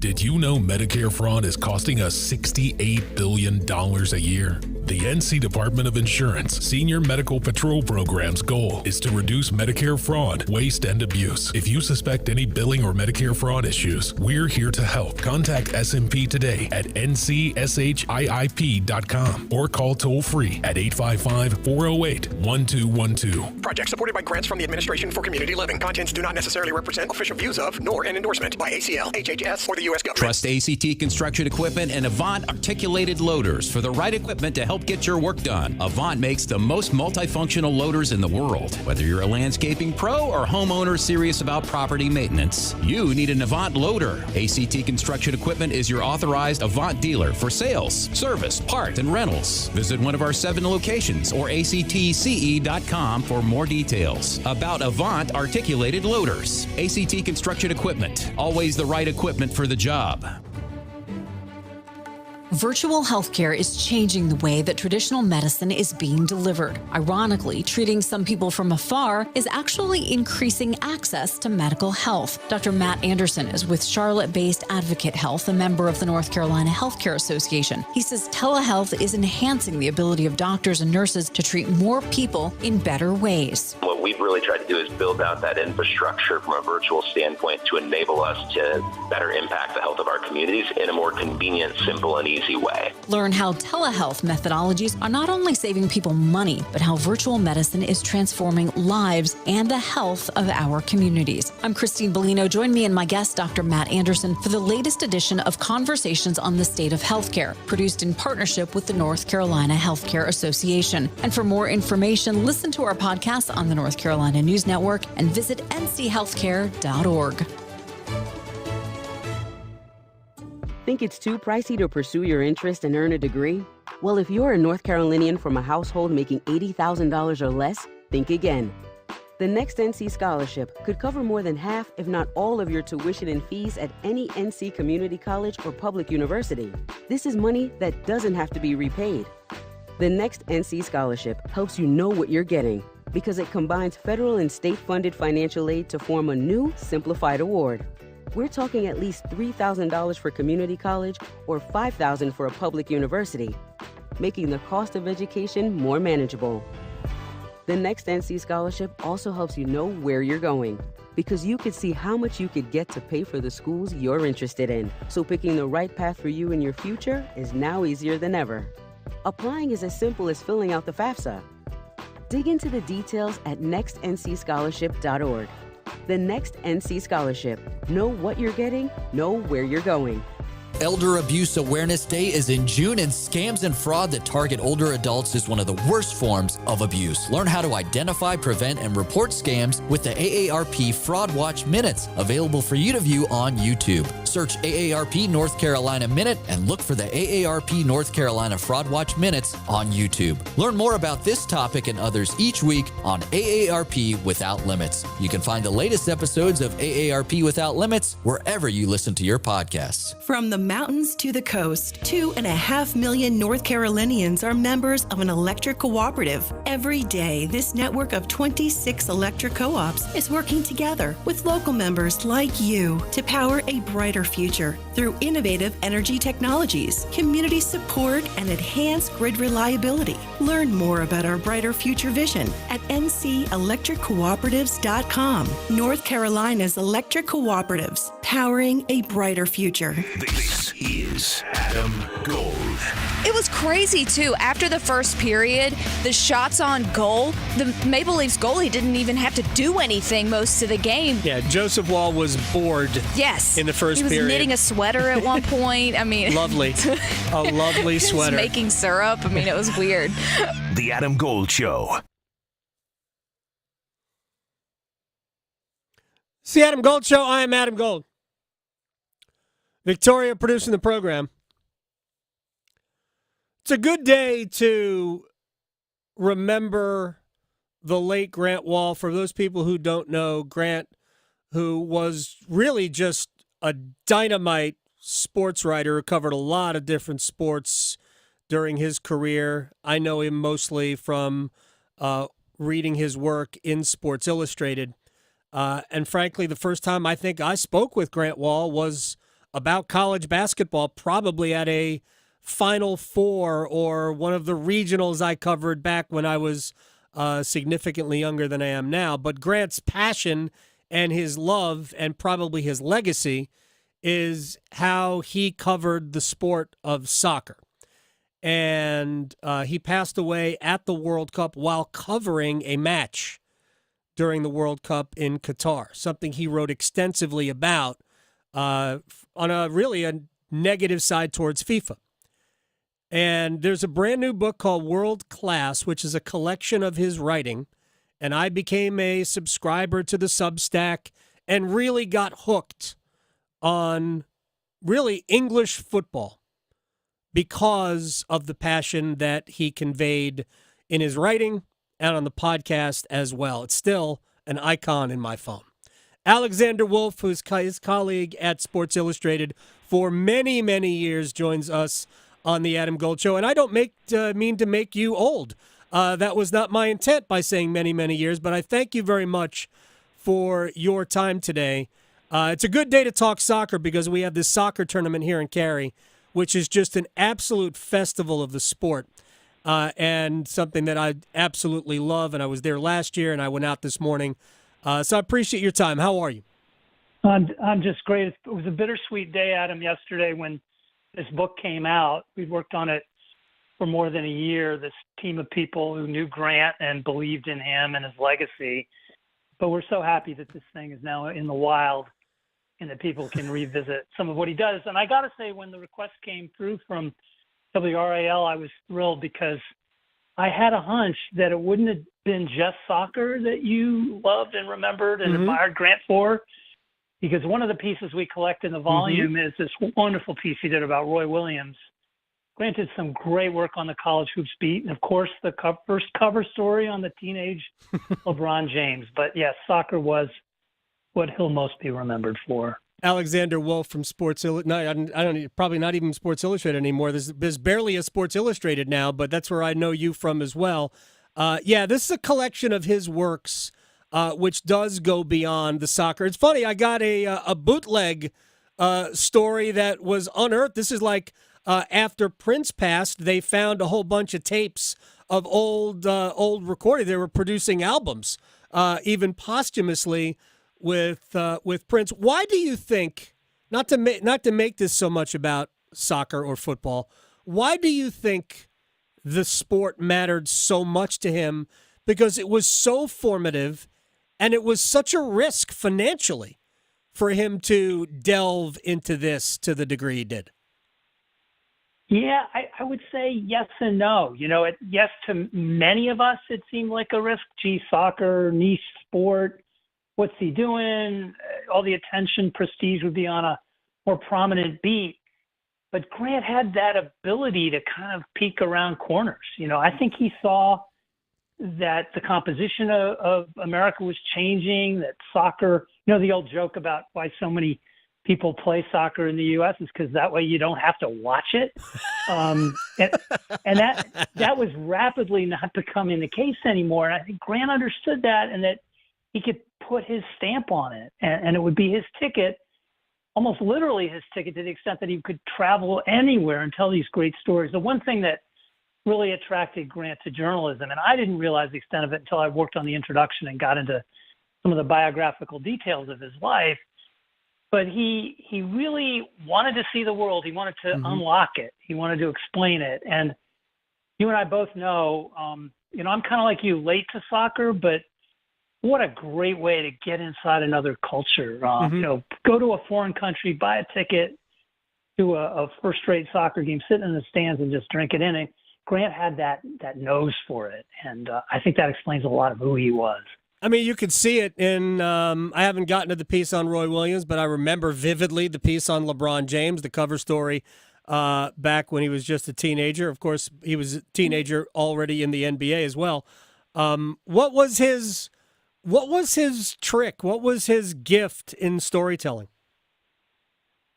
Well, it started, obviously, just gathering the story, where you have to build trust. You have to find people and win their trust and ask them the right questions, get them to confide in you. And, there were some people, his brother Eric said, some people thought Grant's, Midwestern, hey there, was an act. And it wasn't. It was just who he was. He was down to earth. He was friendly. He really cared about who you were and what your story was. And I think people sensed it at every level. I mean, the voices that we were able to assemble for this book to blurb it included LeBron and Megan Rapinoe, of course, but, a lot of other people, Brendan Hunt from Ted Lasso, played Coach Beard, people who maybe just ran across Grant in the course of their lives, but were won over. And that's where it begins. Then you have to bring your chops to it and, be disciplined and figure out what's the through line in a story. Grant always used to say that your lead paragraph needed to shine like a light through the rest of the story. And what I love about a handful of the pieces in the collection is that they demonstrate this. You read that opening paragraph, and the Roy Williams story is a great example. And it's all about his relationship with Dean Smith. That was why Roy ended up abandoning Kansas after he said he would never leave Kansas, because Dean was calling, and that's the way Roy was wired. And by the end of that interview that Grant had with Roy, I think Roy regarded Grant almost as his therapist. And that's the genius of Grant, because somebody like Roy could here's a guy who really did understand Kansas, and the two of them could talk about that state and the people there. And that's one of the reasons I love that piece so much.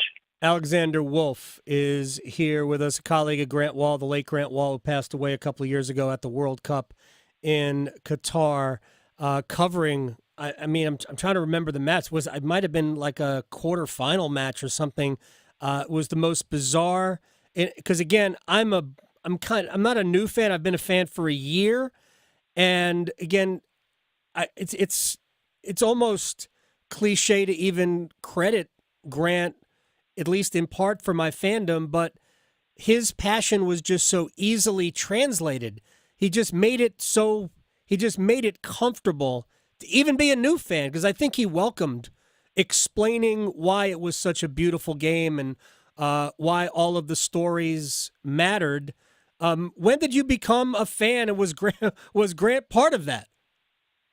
That's such a great question. Yeah, that was a big part of it. He was patient. He took the time to kind of take the reader by the hand and walk the reader through it. I mean, part of my wanting to be led through soccer by Grant was just trusting him, knowing how sincere he was, that he would find what the proper story was. But actually, it was my son who got into soccer, and I had to kind of keep up with him. Yep. Which is I'm sure there are a lot of people whose journeys into soccer have been similar to that. But yeah, he just had a little bit of the evangelist, but with a light touch. He wasn't going to whack you over the head with it.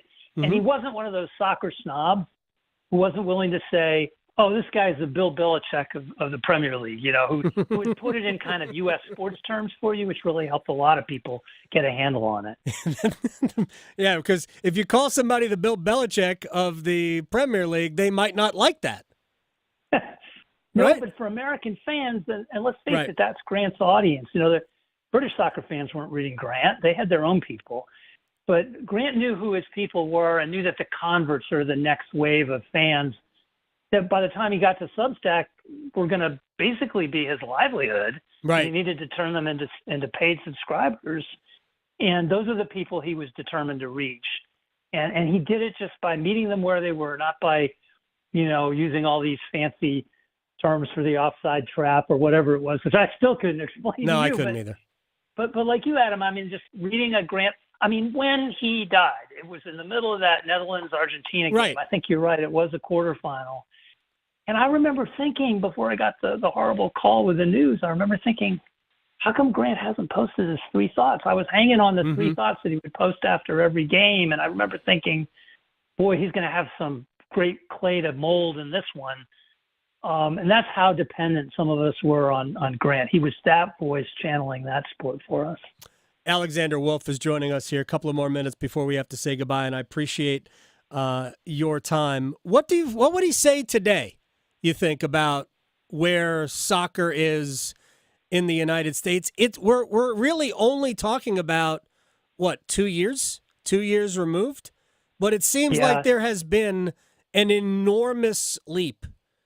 Not Caitlin Clark WNBA, but an enormous leap from where we were a couple of years ago. Yeah, it's been less than 2 years, and I think everything from the women's national team underperforming, but a new coach coming in Emma Hayes. I think Grant would be all over that story as an exciting one. Christian Pulisic getting a new lease on life by going to Italy. Yeah. Grant would have been all over that story. And then Messi coming to America. Remember Argentina was kind of his adoptive country, and right. And that was one of the cruelest things about when he died, because their Argentina finally wins the World Cup. Messi finally hoists that trophy, and Grant isn't able to savor it. So, there'd be so much he would weigh in on. And I think I tell people about this book that this will be a summer of soccer. We've got the Euro, we've got the Copa America in the U.S., and then we've got the women's national team in the Paris Olympics. Grant would be at all 3 of those. He would somehow contrive his schedule so he could crisscross the globe to be at all 3. And that this book should be on the nightstand as we're watching all that on the television. It is a great read. I had read a lot of these stories before. The book is called World Class. He would be here. I promise you, Alex, he would be here for this event, the soccer tournament, which was an idea born from the guys who brought us the basketball tournament, which has become a huge event in the summer, and it has grown exponentially, and this is only year 2, but it's a 6-day event now. I was out there at the start of it this morning. J.J. Watt brought, not his team, not Burnley, but people wearing Burnley shirts to play. Pat McAfee has a team in the field. It's just an incredible, fun event, and I think it captures why so many people love the game. He would be here for this. And you're touching on all sorts of reasons that the game has grown. When you have all these real personages in other sports getting excited about soccer, attaching their names to it, on the men's and the women's side. Yeah. And you see male athletes going in on NWSL teams. That's what's really helping turn the corner on it. It's a cultural story. What you're talking about is going on in Cary. It's in the culture, and that is what really kindled Grant's interest when it's more than just a sports story. So you put your finger right on it.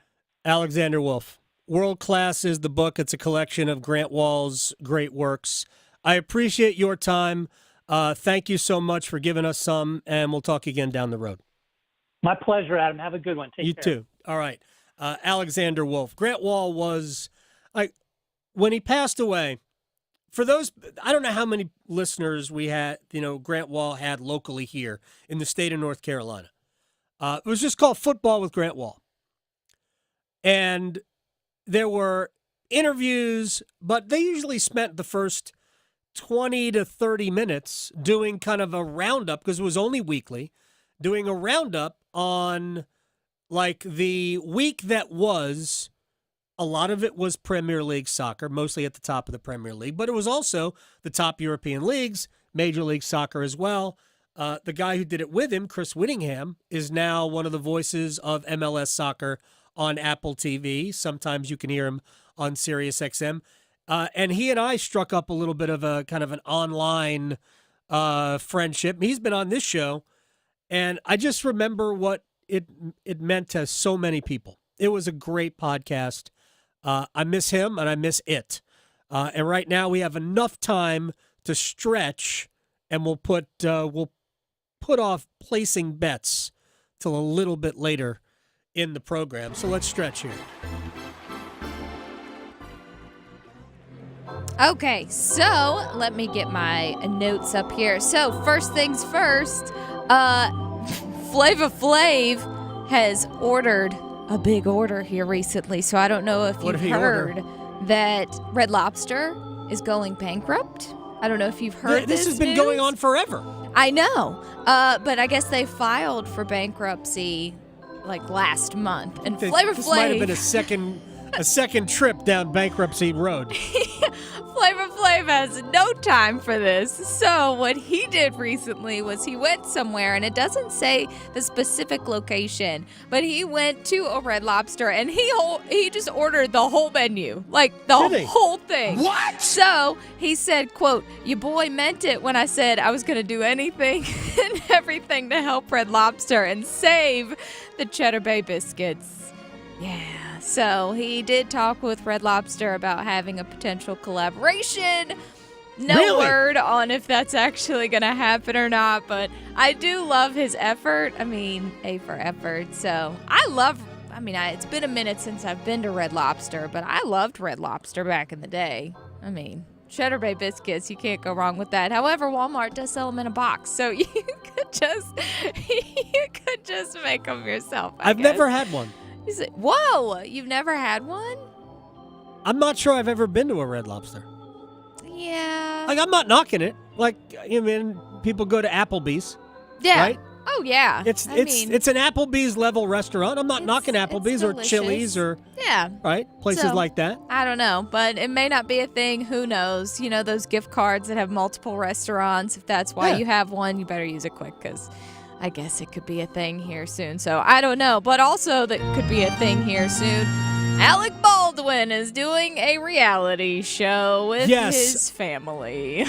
My wife showed me this today, and all I could think of was the Duggars. Oh yeah. Right? It's supposedly going to air in 2025, so we'll see, but he's got 7 kids aging from the range of ages from 10 to 2. So Alec Baldwin. That'll be fun. Yeah, and how many of them will he call and leave messages on their answering machine? He's such a train wreck. My gosh. Wall of Sound next. Serving it up hot and fresh every day. Adam Gold on the North Carolina Sports Network. Adam Gold here from my friend Gordon Miller. Miller Lending, Kildare Farm Road and Cary. I've been telling you about Gordon for 25 years. He invented the no closing cost mortgage so you could save money by not paying closing cost. Give yourself the freedom to refinance free of charge when the rates come down. All that jazz. I have gotten 11 mortgages through Gordon and have never paid a dime in closing cost. Have always had amazing rates. Have always had great mortgages and have always had the freedom to refinance on my terms. Now, here's what we're really here to discuss. Gordon has just defeated the Big C. All right, now we want you to as well. We want you to get early detection. Men, women, doesn't matter. Gordon beat prostate cancer. We need you to make sure that you are not going to have to deal with everything he did. Early detection is the key. It is what will save your life or somebody else that you love. Gordon Miller did it. You can too. Go get yourself checked out. Doesn't matter how old you are. Let's find out that you're in great health. Miller Lending is an equal housing lender. NMLS ID 2502146. If you see me stopped in the McDonald's drive-thru, just staring at the menu with my "what should I order" face, don't interrupt. It's the most important decision I'll make all day. Enjoy savings every day when you get a McDouble, McChicken, and other faves. Buy one, get one for $1. Plus, get any size Dr. Pepper for just $1.29. Price and participation may vary. Valid for product of equal or lesser value. Cannot be combined with any other offer or combo meal. eBay Motors is here for the ride. Go ahead, feel your engine. Admire that perfectly installed exhaust. Your vehicle's moving along this freeway like it was made from fresh installs and a whole lot of love. With eBay Motors, you get over 122 million parts to keep it running. And with eBay Guaranteed Fit, they'll be the perfect fit every time. Plus, at these prices, well, we're burning rubber, not cash. Keep your ride or die alive at ebaymotors.com. Eligible items only. Exclusions apply. Secure your tickets for Grammy Award-winning bluegrass band Steep Canyon Rangers with the North Carolina Symphony at UNC Health Summerfest this Saturday night at 8 at Cocoa Booth Amphitheater. Tickets available now at ncsymphony.org. The summer is finally here, and it's time to take advantage of Zero Res's best deal of the summer. Basically, every surface in your home can be Zero Resified. So it's time to call My Cleaning Pros at Zero Res and get 3 rooms cleaned starting at just $109 and take $100 off your air duct cleaning. If you're like me, you probably think you run the vacuum a little bit, you might swipe something down with a wet cloth, and you're good to go. But that's not the case. Vacuuming is not sufficient to maintaining the cleanliness and lifespan of your carpet. Zero Res has the top ratings, all the glorious reviews. They're out there to help you, and they have a deal that will not last long. 3 rooms at just $109. That's where it starts. And take $100 off your air duct cleaning as well. Call 919-915-0000 or book online at zeroresraleigh.com to take advantage of these huge savings. This is the story of the one. As a maintenance engineer, he hears things differently. To the untrained ear, everything on his shop floor might sound fine, but he can hear gears grinding or a belt slipping. So he steps in to fix the problem at hand before it gets out of hand. And he knows Grainger's got the right product he needs to get the job done, which is music to his ears. Call, click Grainger.com, or just stop by. Grainger, for the ones who get it done. This hour of the Triangle Sports Leader is powered by Ritchie Law Firm Injury Lawyers. He scores!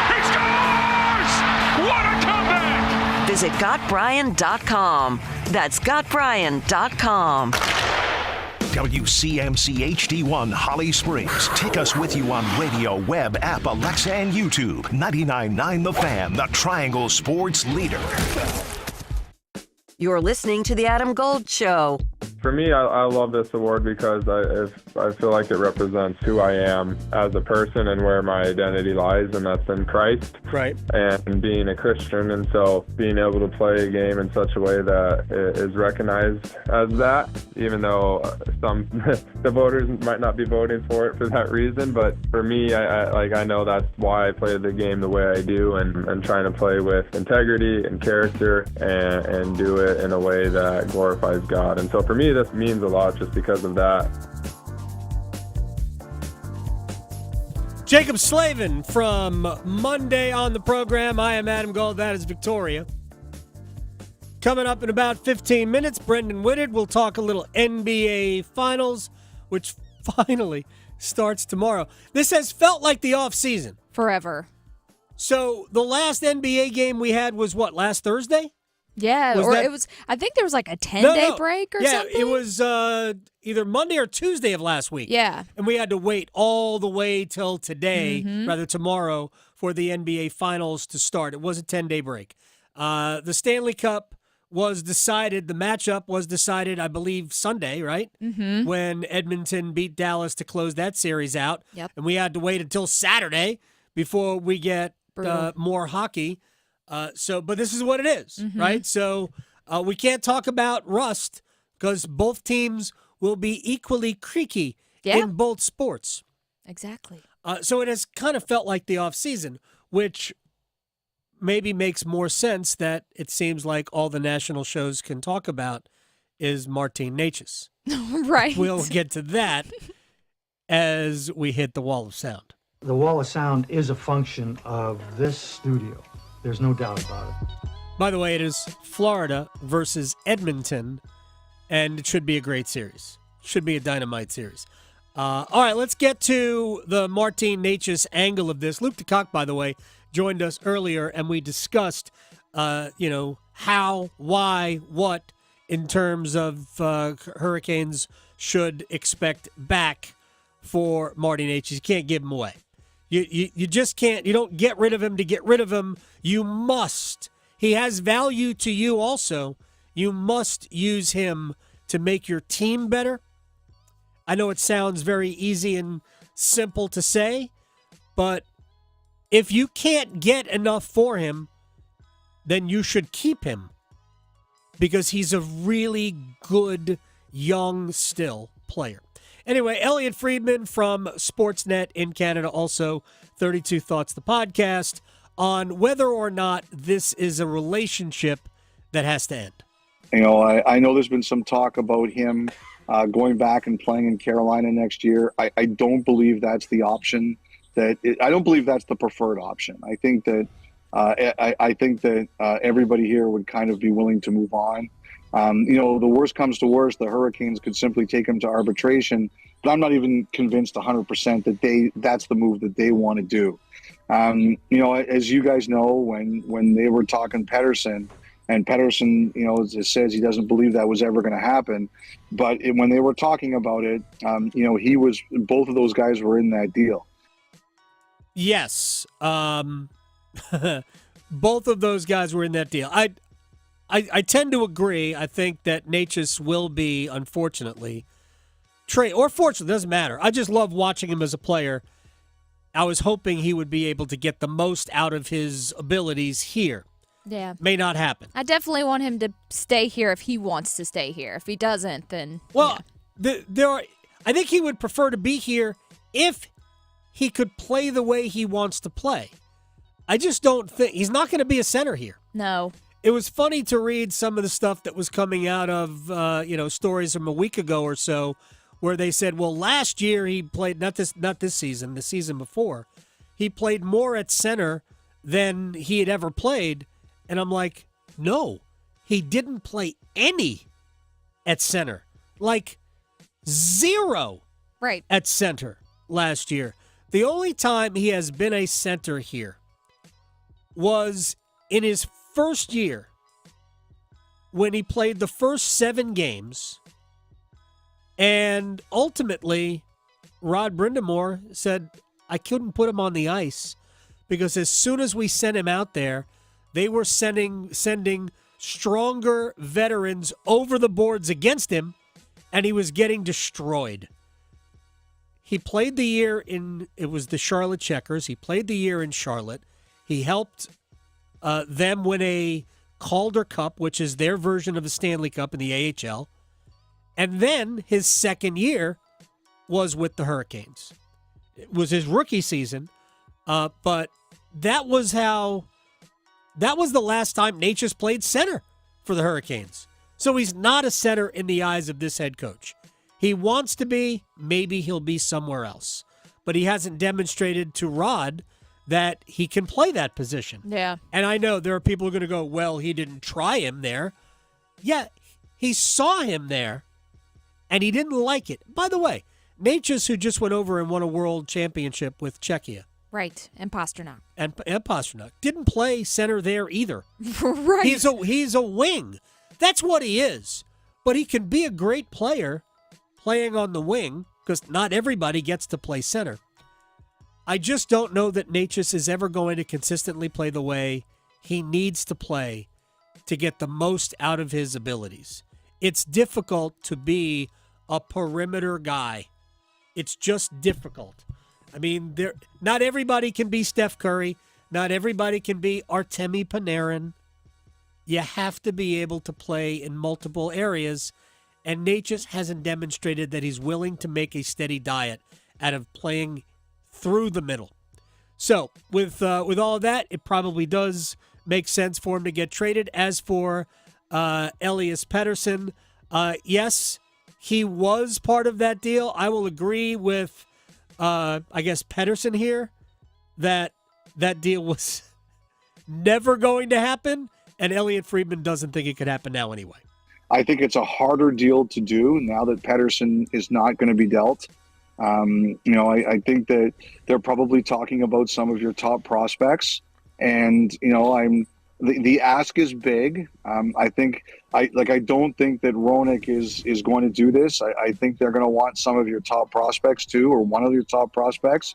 I've just been told it's a harder deal for Vancouver to do now, that the talks are not the same as they were, whatever they were before the deadline. I don't know enough about Vancouver's prospect pool, but any trade of Natchez for me with Vancouver would include the rights to negotiate with Elias Lindholm. But that's just a personal thing for me because, yeah. Hey, by the way, maybe the goalie. Yeah. The goalie looked pretty good in the playoffs. Sure. And he's actually a prospect. He won at the World Juniors this past year. He won the best young goalie. Won the best goalie at the World Juniors this past season. All right. I know somebody who is very dear to Victoria's heart is Christian McCaffrey. He got a contract extension yesterday. We'll get into the details of the contract, at least as far as we know, in a second. But here's a little Q&A with McCaffrey as to why this was an important contract. Last year at this time, there was so much talk about the running back market and whether. How important is it for you to continue to try to keep raising that bar for the position group as a whole? I think it's really important. I think running backs have been undervalued for a long time now, and hopefully this is a step in the right direction. It isn't. I just don't think it doesn't matter. There's a reason why the running back position is thought of the way it is. It's because it's ultimately been a bad investment for owners. Because once a running back gets to the point where he's going to get paid a lot of money, there are very few of them who are worth the contract they just signed. Like in American sports, too often the contracts that are signed are for already services rendered, as opposed to here's what we can expect from you. It is sort of backwards. You're paid on what you did as opposed to what you will do. And because in football, at that position, the drop-off is so sudden and so steep, teams by and large don't want to invest in that position. I get it. You can invest in a wide receiver. There are different issues there, but you can invest in a wide receiver because those careers last longer. You can invest maybe in a cornerback because those careers last longer. Offensive tackle, the careers last longer. But in a running back where the margin is like not even a half a step, but maybe an eighth of a step, any drop off at all is the difference between 1 and 5 yards. It's so steep that I get why teams don't do it. But every once in a while, you get a player who is a game changer, and those are the players that cause you to change your philosophy. And that is Christian McCaffrey. Here's Marcus Spears from ESPN. Christian McCaffrey is one of one in the NFL. I'm not talking about talent, but what he brings to a team. We've seen his impact. He was in the MVP conversation and should have had a legitimate shot if it wasn't a quarterback award. So his pay is going to be different than most running backs because they don't view him as just that. The running back position now is about the more you can do. And you have to be a part, a substantial part of the passing game in order to command this kind of money on the market. Christian McCaffrey covers every gambit. He does it at a very high level, and that's why we see him get $19 million per season, because he's not just a running back. All right, it is $19 million per season. Real quick, the current contract for McCaffrey includes no guaranteed money. So the 49ers could have walked away from it if they wanted. Remember, this is the contract he signed with Carolina, right?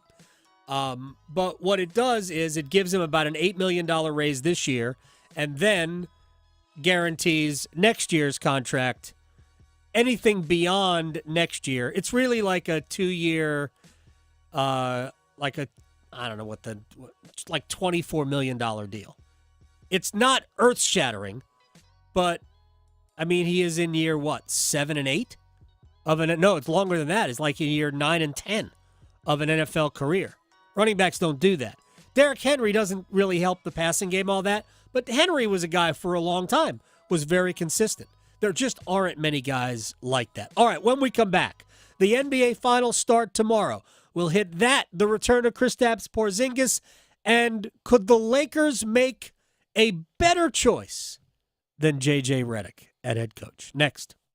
Serving it up hot and fresh every day. Adam Gold on the North Carolina Sports Network. WakeMed Brain and Spine wants to stop strokes in their tracks. If you think someone is having a stroke, use the acronym B FAST and assess these functions. B, balance. Do they have trouble walking? E, eyes. Are they having trouble seeing? F, face. Does their smile droop? A, arms. Ask the person to raise their arms and notice if one drifts down. S, speech. Is it slurred? And T, time. It is important. Call 911 and get to the hospital as quickly as you can. To check your stroke risk assessment, visit wakemed.org. Okay, let me tell you about one of my absolute favorite hangout spots. Hey, it's Victoria Vodenecker, and Norse Brewing Company in Wake Forest is a place you need to check out. There's also Norse Brewing Longhouse in Zebulon, which is just as amazing, but both locations offer mouthwatering Southern food, but with a Scandinavian twist. My personal favorite is the loaded beer cheese tots with in-house made seltzers. Yes, they make all of their adult beverages in-house right in front of you. Speaking of the setup, you'll be completely immersed in the Viking vibes with the handmade axe door handles, the wooden interior, the calm lighting. And with the weather getting warmer, there's plenty of space to enjoy this one-of-a-kind menu outside. Whether it's brunch, lunch, dinner, or a nightcap, Norse Brewing Company is a place you'll want to visit, and you can bring your pups too. Bring everyone out for trivia night, one of their markets, or you could even plan your next big event there. You can find out all the information about this amazing spot and upcoming events at norsebrewingco.com. Gilbert worked in retail and restaurant management for 14 years. It was time for a change. I recognized where I was at was vulnerable to the whims of the economy. Then he heard about My Computer Career. Gilbert went for it. In as little as 7 months, I got all of my certifications at a fraction of a cost for college. He became an IT pro in just months with zero experience at mycomputercareer.edu. I can work from anywhere. I have more time for my family as well. It's not rocket science. It's mycomputercareer.edu. This is one student's experience. Individual results vary. Soccer fans, what do Sergio Aguero, J.J. Watt, Ali Krieger, Chris Paul, Kari Lloyd, Pat McAfee, and Wrexham have in common? They're coming to Cary. TST, the soccer tournament, Year 2, WakeMed Soccer Park, this weekend. June 5th through 10th. Tickets on sale at thetournament.com. Last year, sold out. Tickets still available. That's thetournament.com. 118 games, $2 million prizes, a family festival of soccer. TST. Get your tickets now. Thetournament.com. Get bonus days to save during Window Nation's semi-annual sale now through June 30th. Get 50% off all windows along with no interest for 5 years.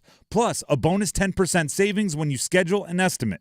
If your inefficient windows are costing you too much for air conditioning, that's a big deal. Now during Window Nation's semi-annual sale, you can replace them and save a big deal too. Offer ends June 30th, so schedule your in-home estimate now. Call 866-90-NATION or visit windownation.com. Drivers who switch and save with Progressive could save hundreds, which could be life-changing. I mean, you could put that money towards that zero-turn lawnmower you've always wanted. And after using its edge-shaping technology to meticulously sculpt the face of the Mona Lisa into your grass, you'll become the undisputed king of Saturday morning lawn care, leaving your neighbor and sworn enemy Gary to question his place in the delicate neighborhood ecosystem. And it's all because you could save money switching at Progressive.com. Progressive Casualty Insurance Company and affiliates, not available in all states. eBay Motors is here for the ride. 120,000 miles of night drives, daily commutes, and who knows how many. Are we there yet? Through countless fixes, elbow grease, and a new radiator, you kept your ride alive. With eBay Motors, you have over 122 million parts to keep it running. And with eBay Guaranteed Fit, they'll be the perfect fit every time. Plus, at these prices, well, we're burning rubber, not cash. Keep your ride or die alive at ebaymotors.com. Eligible items only. Exclusions apply. This is Adam Gold. Please let the coach and GM pick this year. Right. And they put this on the sign outside of the restaurant, and I guess David Tepper actually went inside this restaurant. Do you know that there is security video of that visit? Wow. The Adam Gold Show.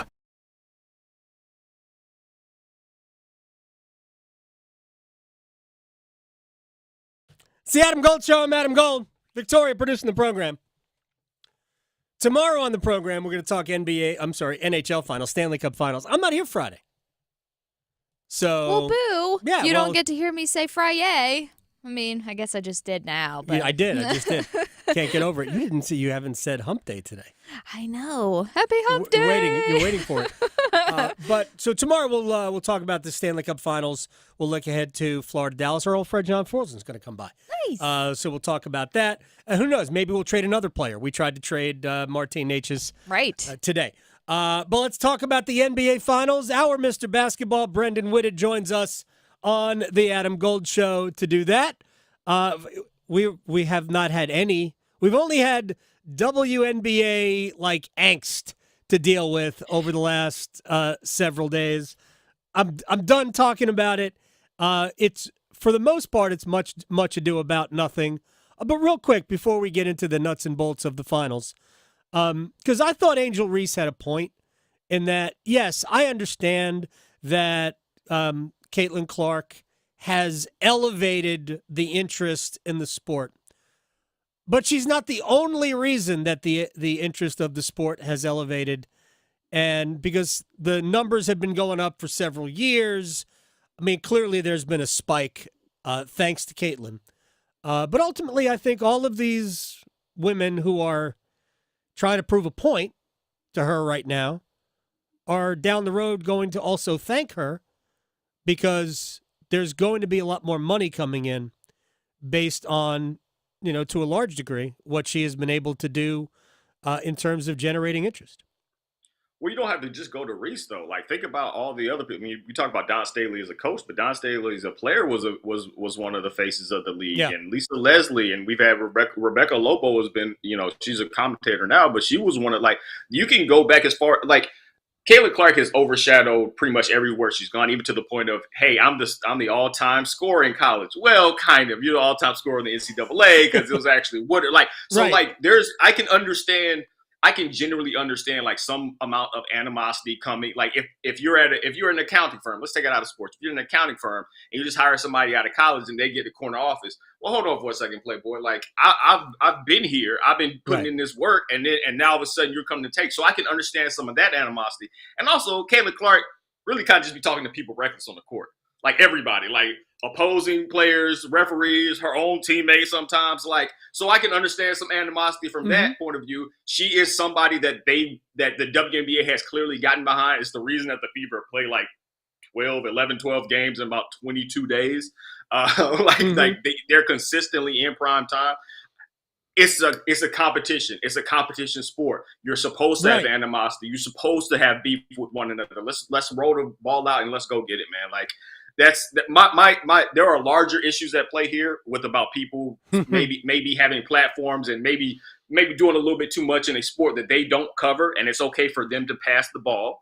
And it's also okay for people for new fans to be like, hey, I have an opinion on this, because that's how this goes. If your growth is not always pretty and perfect, you're going to have a whole bunch of new people in front of their TV sets, and they're going to have opinions. That's kind of how sports goes too. So I think there's nuance on both sides on some real giant.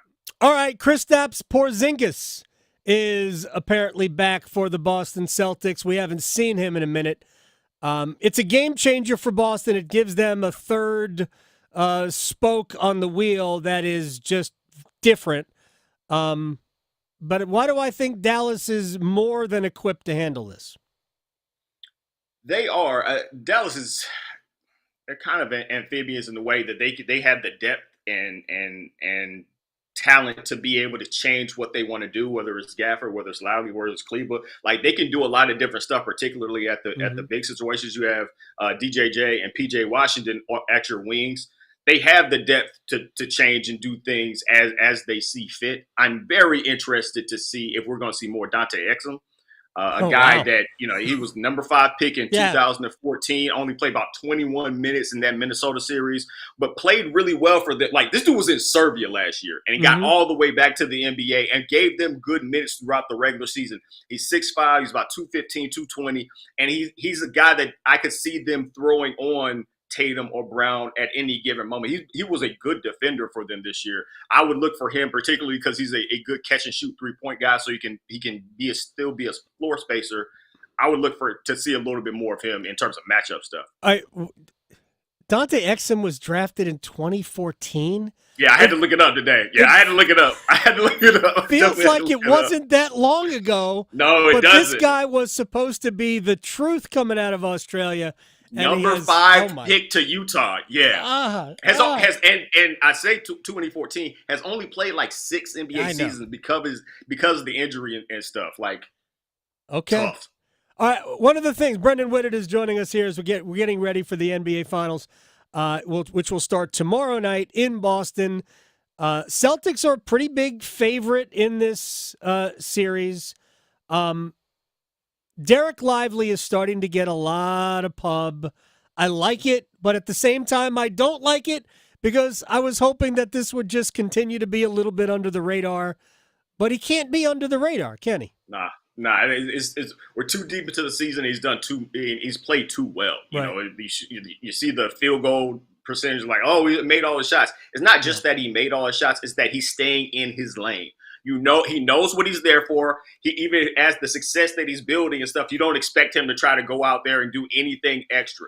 That's a comfort when you have players like Luka and Kyrie. Let's make sure that we keep the main thing, and then the other guys can do it. He's also very good on that short roll, and that is a very small part of his game. But it's kind of a cog in the wheel of that Dallas Mavericks team. When you get Luka or you get Kyrie, they're going to want to trap. And Lively's going to roll. He's going to roll short. The help is going to come from either the strong side or weak side, and he always seems to find the right guy in the right place. And a lot of times those end in open 3-point attempts. That's a huge part of their game. And for a rookie to have that sort of cognizance about where his teammates are and what the right play is, that's exceptional. He has just been tremendous. It started out just defensively, but man, he can do so much. We saw the difference in Dallas in the game he didn't play, right? I mean, the game he didn't play was the only game in the series that they lost. I love what this kid brings. Now, can he step away from the basket? I think he can, and at least, bother Porzingis. Yeah, I think he's been a better perimeter defender than I gave him credit for coming out of Duke. Maybe I just didn't see it, or maybe I just didn't give him credit for. He's been fine there. For the most part, Porzingis is a catch-and-shoot guy out there. He's not going to do any sort of initiating. So as long as you stay pat, stay whole, I think they're comfortable playing 5-out defense, which is what Porzingis can do. I think Porzingis' real superpower for this specific Celtics team is his ability to play in the post. I don't know if that's necessarily what they're going to want to do a lot because Lively's such a good defender, but that's what kind of unlocked a lot of their stuff during the regular season. That's why we saw that juggernaut. That's why they finished number 1 in the offensive efficiency this year. It's because it wasn't all drive and kick, which is what we've seen from the Celtics for the past few years. They could occasionally settle down, get in that half court, and just dump it to him with about 10 seconds left in the shot clock. And if the double comes, he's capable of making that pass, but he's also very much capable of finishing. Brendan Whitted is joining us here. NBA Finals begin tomorrow night. You can listen to it on The Fan, by the way. If you are listening in Raleigh and just happen to be driving around, by all means, pop it on. Boston has been here before. A couple of years ago, Golden State.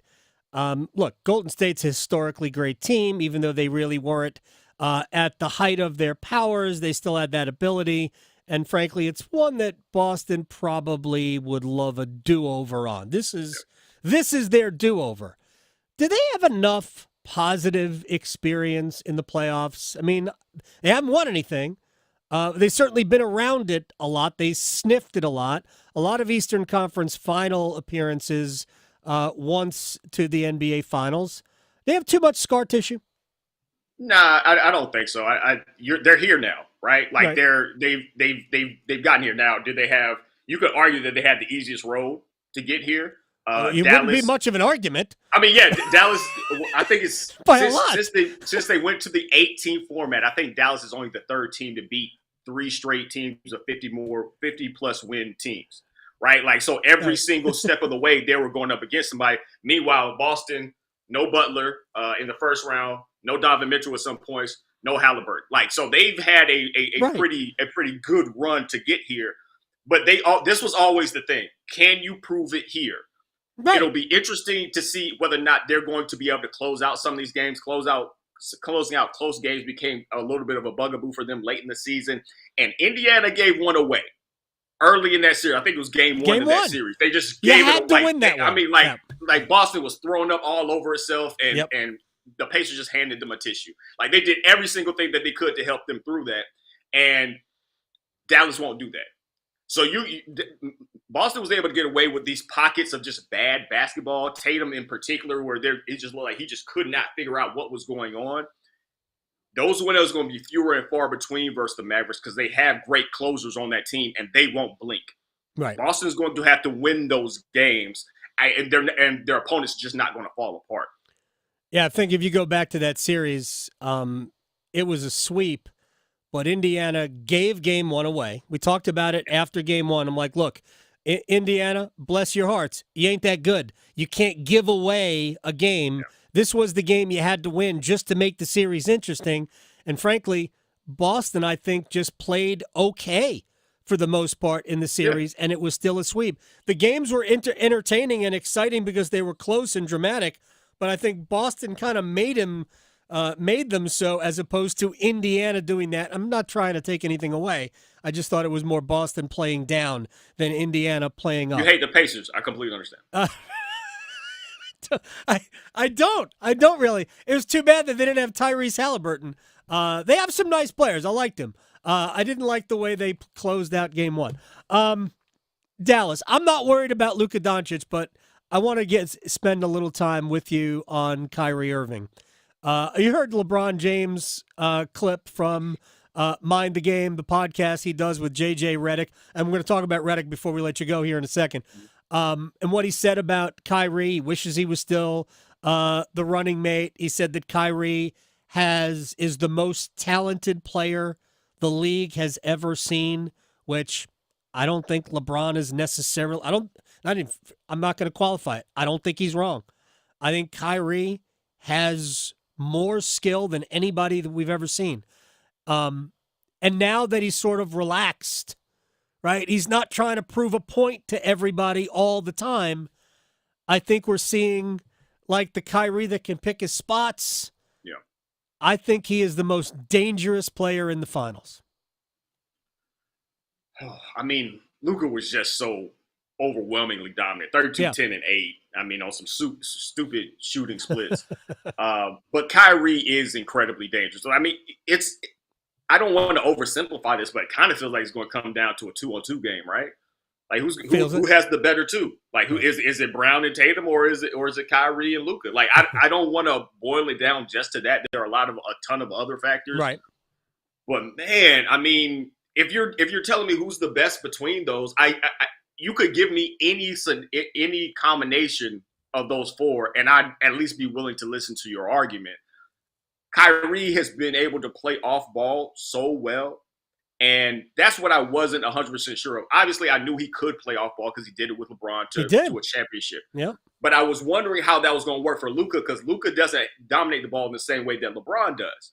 And so I think Luka's capitulated a little bit too. It's been a lot about what Kyrie and how he's changed his game.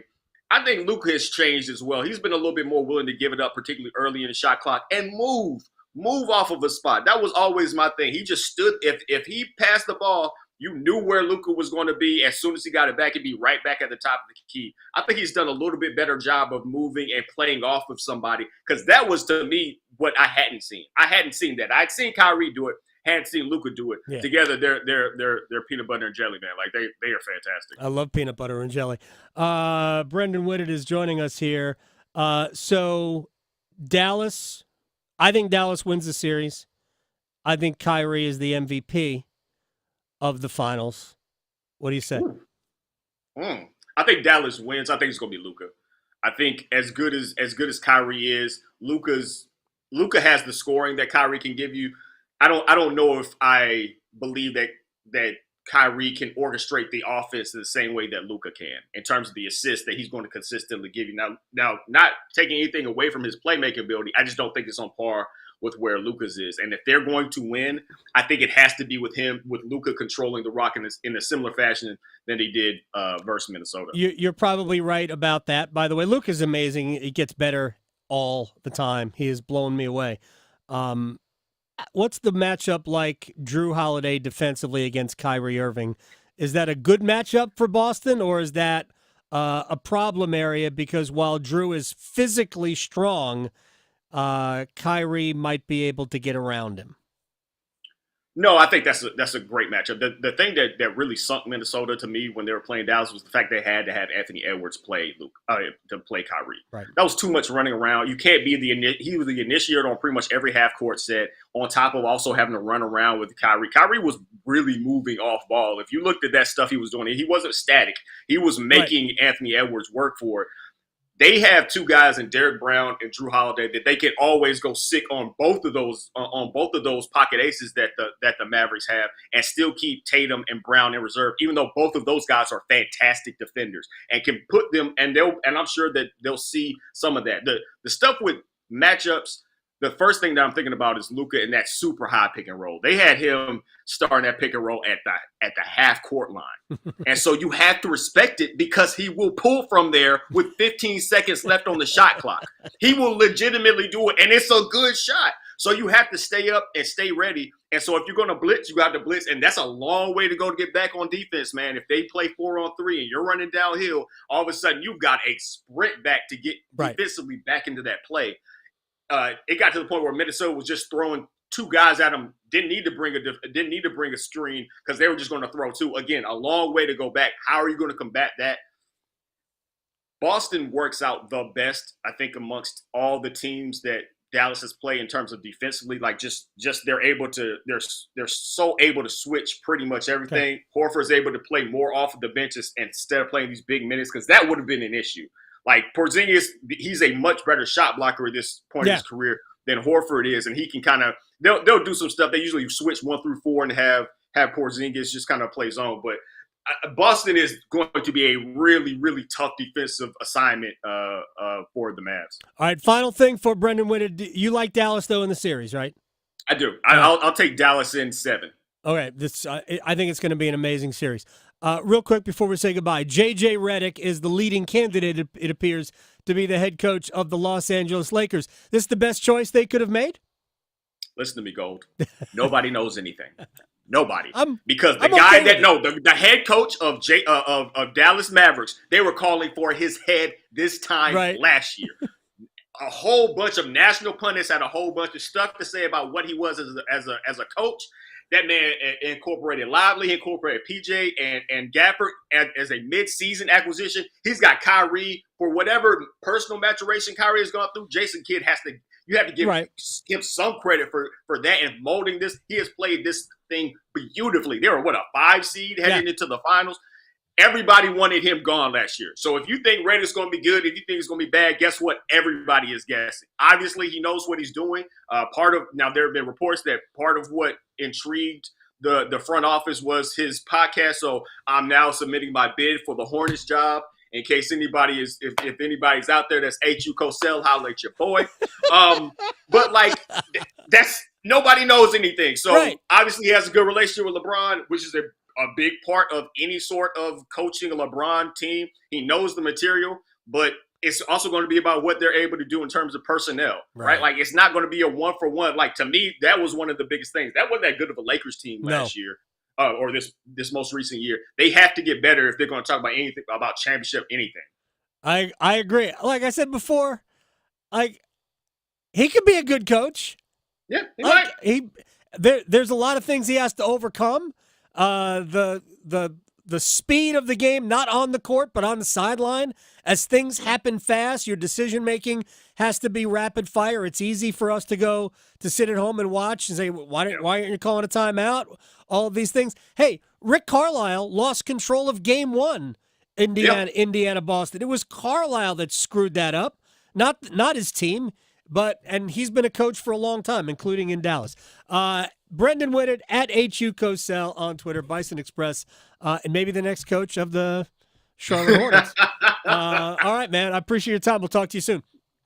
Love it too. Looking forward to it. Hey, why not? I mean, he could be the coach of the Hornets, and I don't know. I could be the manager of the Mets who are going to London. All right, we'll come back. We got a rewind to do, but also we have to place bets, and I am going to sprain my shoulder patting myself on the back. Next. Raleigh to Boone, Charlotte to Chapel Hill. Your Carolina is covered. Adam Gold on the North Carolina Sports Network. Virtual healthcare is changing the way that traditional medicine is being delivered. Ironically, treating some people from afar is actually increasing access to medical health. Dr. Matt Anderson is with Charlotte-based Advocate Health, a member of the North Carolina Healthcare Association. He says telehealth is enhancing the ability of doctors and nurses to treat more people in better ways. What we've really tried to do is build out that infrastructure from a virtual standpoint to enable us to better impact the health of our communities in a more convenient, simple, and easy way. Learn how telehealth methodologies are not only saving people money, but how virtual medicine is transforming lives and the health of our communities. I'm Christine Bellino. Join me and my guest, Dr. Matt Anderson, for the latest edition of Conversations on the State of Healthcare, produced in partnership with the North Carolina Healthcare Association. And for more information, listen to our podcast on the North Carolina News Network and visit nchealthcare.org. From the mountains to the coast, 2.5 million North Carolinians are members of an electric cooperative. Every day, this network of 26 electric co-ops is working together with local members like you to power a brighter future through innovative energy technologies, community support, and enhanced grid reliability. Learn more about our brighter future vision at ncelectriccooperatives.com. North Carolina's electric cooperatives, powering a brighter future. Think it's too pricey to pursue your interest and earn a degree? Well, if you're a North Carolinian from a household making $80,000 or less, think again. The Next NC Scholarship could cover more than half, if not all, of your tuition and fees at any NC community college or public university. This is money that doesn't have to be repaid. The Next NC Scholarship helps you know what you're getting because it combines federal and state-funded financial aid to form a new, simplified award. We're talking at least $3,000 for community college or $5,000 for a public university, making the cost of education more manageable. The Next NC Scholarship also helps you know where you're going, because you could see how much you could get to pay for the schools you're interested in. So picking the right path for you in your future is now easier than ever. Applying is as simple as filling out the FAFSA. Dig into the details at nextncscholarship.org. The Next NC Scholarship. Know what you're getting, know where you're going.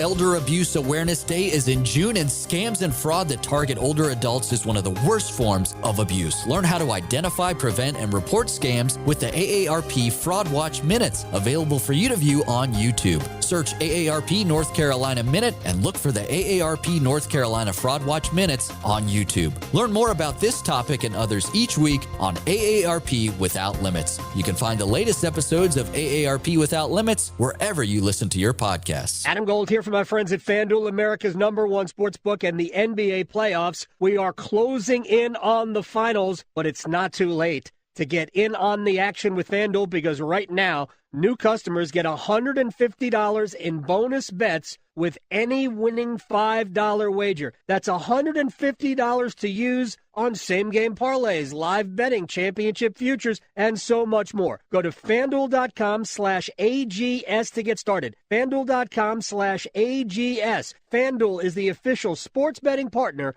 of the NBA. The finals are upon us, folks. FanDuel's America's #1 sportsbook. 21 and over and present in North Carolina. First online real money wager only. $10 first deposit required. Bonuses issued as non-withdrawable bonus bets, which expire 7 days after receipt. Restrictions apply. See terms at sportsbook.fanduel.com. Gambling problem? Call 877-718-5543 or visit morethanagame.nc.gov. This is Adam Gold.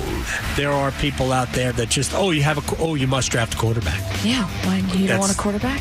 Yeah, exactly. What is wrong with you? Oh, you don't want apple pie? Right. Come on. A la No. mode? No, maybe I like brownies, okay? I don't want it there. The temptation. Yeah, I don't need it. Because I can convince myself, apple's healthy. Right. The Adam Gold Show.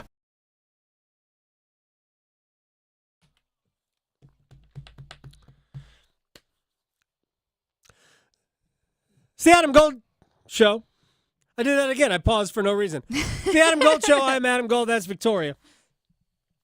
On hump day. See, you're just trying to get over the hump, I guess, but it's a short week for you. It is a short week for me. Your hump day was like halfway through yesterday. I mean, this is not to, I wish it was over today. Well, your mind is No preoccupied. It's not, look, it's that time of the year. Yeah. Right? We're looking for finish lines at this point. Yeah. It has felt like the off season. Oh yeah. And I know for the Hurricanes it is the off season, and that sucks. We wish that the Hurricanes were still playing. We'll talk a little bit about the Stanley Cup Finals in a little bit in this segment as well. We got things to do. We're going to place bets, all of that. But before we do that, let me just bring this to you. I just saw this on Twitter. There is still good information on Twitter, even if there are too many advertisements for Adam and Eve. Well, that's a true fact at this point. I was going to say that's the nice way of putting Adam and Eve. I have way too many advertisements for that for me. Yeah. On Twitter. So the Dallas Cowboys are the highest valued franchise in major American sports, according to Forbes. Or actually, we're using a Sportico list here, which is also good.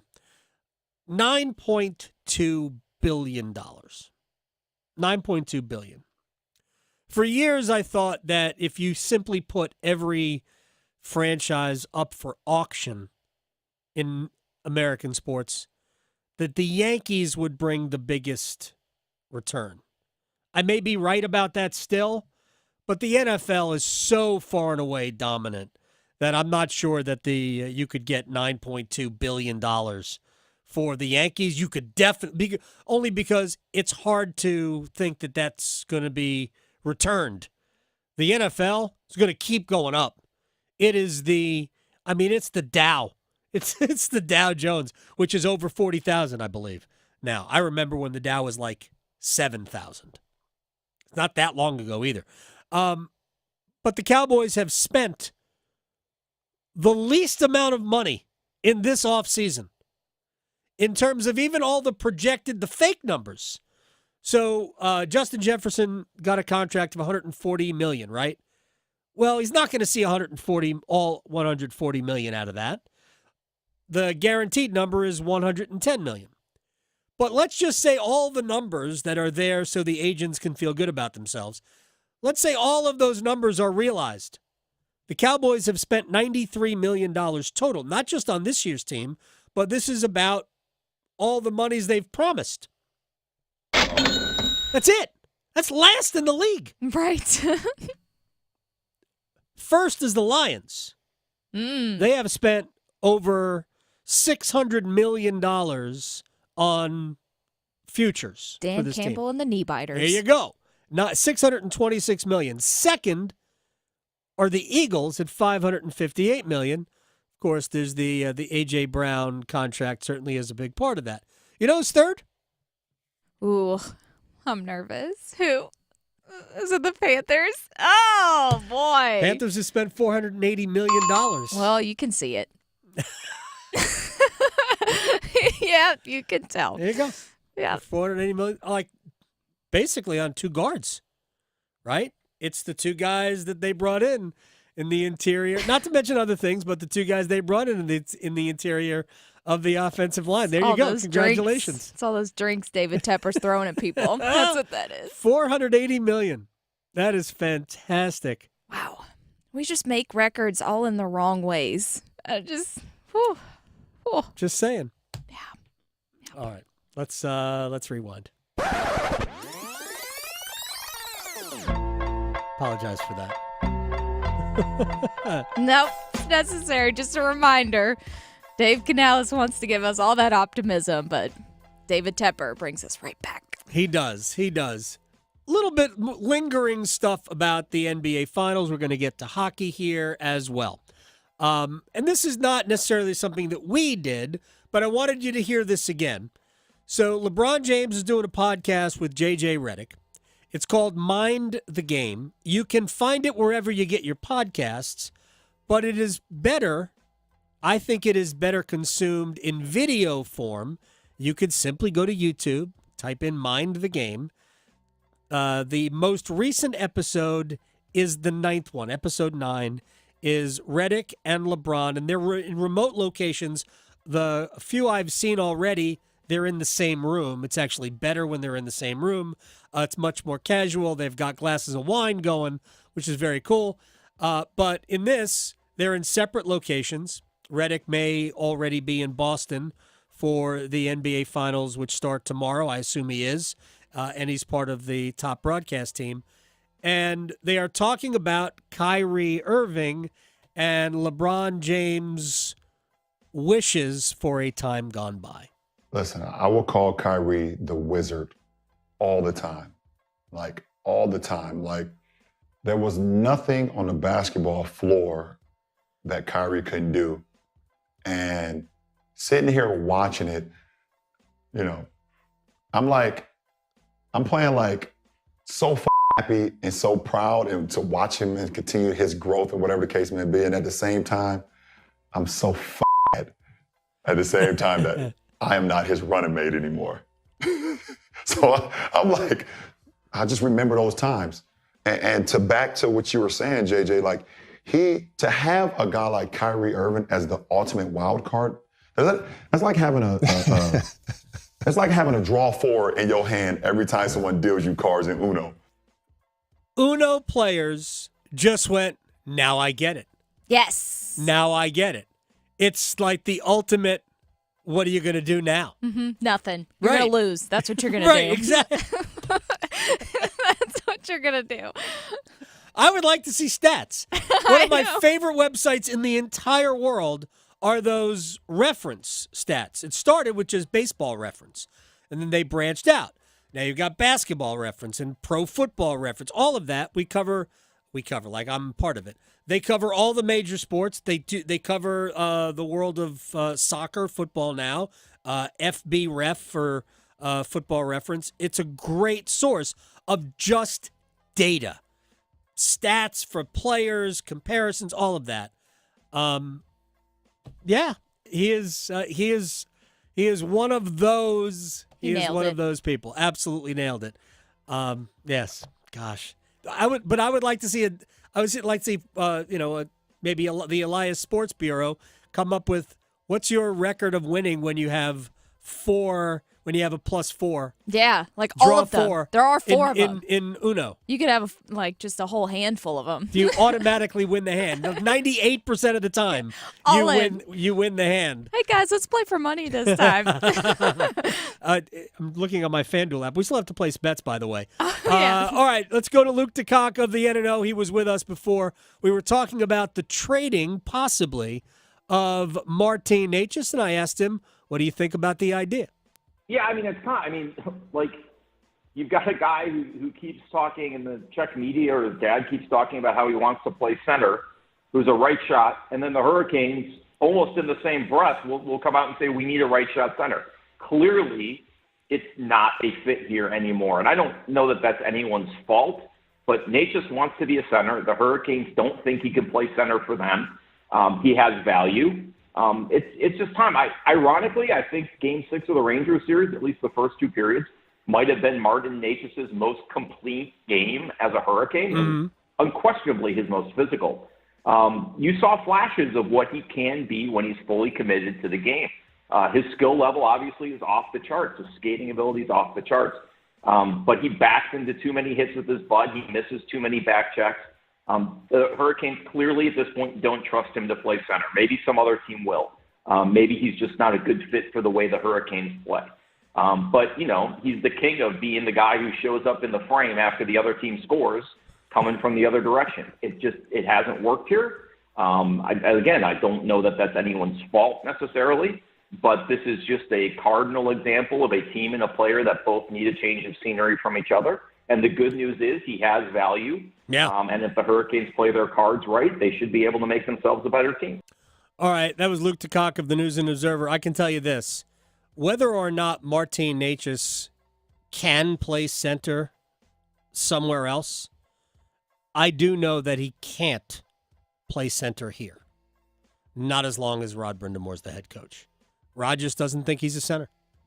And whether or not we go to just the faceoff circle, forget about the defensive responsibilities. He was a sub 40% faceoff guy, only taking faceoffs on his good side. Yeah, and I know I'm biased, but I trust Rod. Seth Jarvis has a ways to go, but the head coach trusts Jarvis to take faceoffs on his strong side. All right, we have we might not have time to. We'll probably squeeze in a bet or two, but Stanley Cup Finals start Saturday. Edmonton and Florida. Steve Coolias from NHL SiriusXM NHL 91 on SiriusXM on the difference for Florida fans thinking that, oh, man, we just handled the Rangers. We can handle the Edmonton Oilers. Here's Coolias on that. McDavid, Draisaitl, and Evan Bouchard, who are way better than Zibanejad, Panarin, and even Adam Fox. And if you throw Hyman in and you throw Nugent the way you'd like to throw Kreider in and Lafreniere, Florida's going to be the favorite. Florida's a very good team. Florida can bully you. Oilers can bully you 5-on-5 with their speed and skill. Yeah, I'm not sure they can bully you, but they can certainly overwhelm you with their speed and skill. I think this is going to be a great series. Cannot wait. Two things. One, I think Florida is much deeper than Edmonton. Like Dallas was deeper than Edmonton. The difference is that Florida is deeper and productive. Dallas was not. Florida is excellent in goal. I still don't trust Stuart Skinner to win a Stanley Cup, but maybe he won't have to be relied upon because McDavid and Draisaitl and Hyman and Nugent Hopkins and Evan Bouchard are that good. Stay out of the box, Florida, whatever you do. All right. Without getting into place your bets, yesterday we went to Mira Andreeva, the 17-year-old, who did in 3 sets defeat Arina Sabalenka. So pat myself in the back, plus 315. We'll give you one going away today. Nice. Okay. Okay. By the way, I know there was MMA last night, wasn't there? Yes, tough. 32. You were very surprised. Oh, yeah. Well, I had forgotten. See, my days are all mixed up. Right. So, I had forgotten. But until I was at the gym, because I'm like, let me go to the gym. There's nothing else going on. And then I was like, oh, no, wait. I got to get home. Right, so you had it. So you good for you. Yeah, it didn't start till 10, so. Coco Gauff tomorrow against Iga Swiatek. Goff's going to beat her. Okay. Plus 570. I believe. Whoa, plus 570. He'll beat her. Go Coco. Team Coco. I like those odds. I like it. All right. You don't have anything? It's fine? I mean, it's baseball. It's just baseball. This baseball's stupid. I'm going with the Diamondbacks. Why not? And under 8, that's plus 218. Who the Diamondbacks playing? They're playing the Giants. Mm-hmm. Okay. They beat them yesterday. All right. Well, good for them. I'm looking forward to both finals when they start. NBA tomorrow. Game you can hear on The Fan in Raleigh if you're listening locally. And then the Stanley Cup Finals as well. We've got college baseball coming up this weekend, too. Thanks, Victoria. Going beyond the box scores. Adam Gold on the North Carolina Sports Network. NBA playoffs in full swing. The finals are about to start, and it's not too late to get in on the action with FanDuel, America's #1 sports book, because right now, new customers get $150 in bonus bets with any winning $5 bet. So bet, win, and then get more. It's amazing. $150 to use on same-game parlays, live betting, championship futures, whatever it is you want. Like J.J. Redick's going to be the next coach of the Lakers. No better place to do it than FanDuel, America's #1 sports book. Go to FanDuel.com/AdamGold to get started. FanDuel.com/AdamGold. $150 in bonus bets when you win your first $5 wager. FanDuel, official sports betting partner of the NBA. Must be 21 and over and present in North Carolina. First online real money wager only. $10 first deposit required. Bonus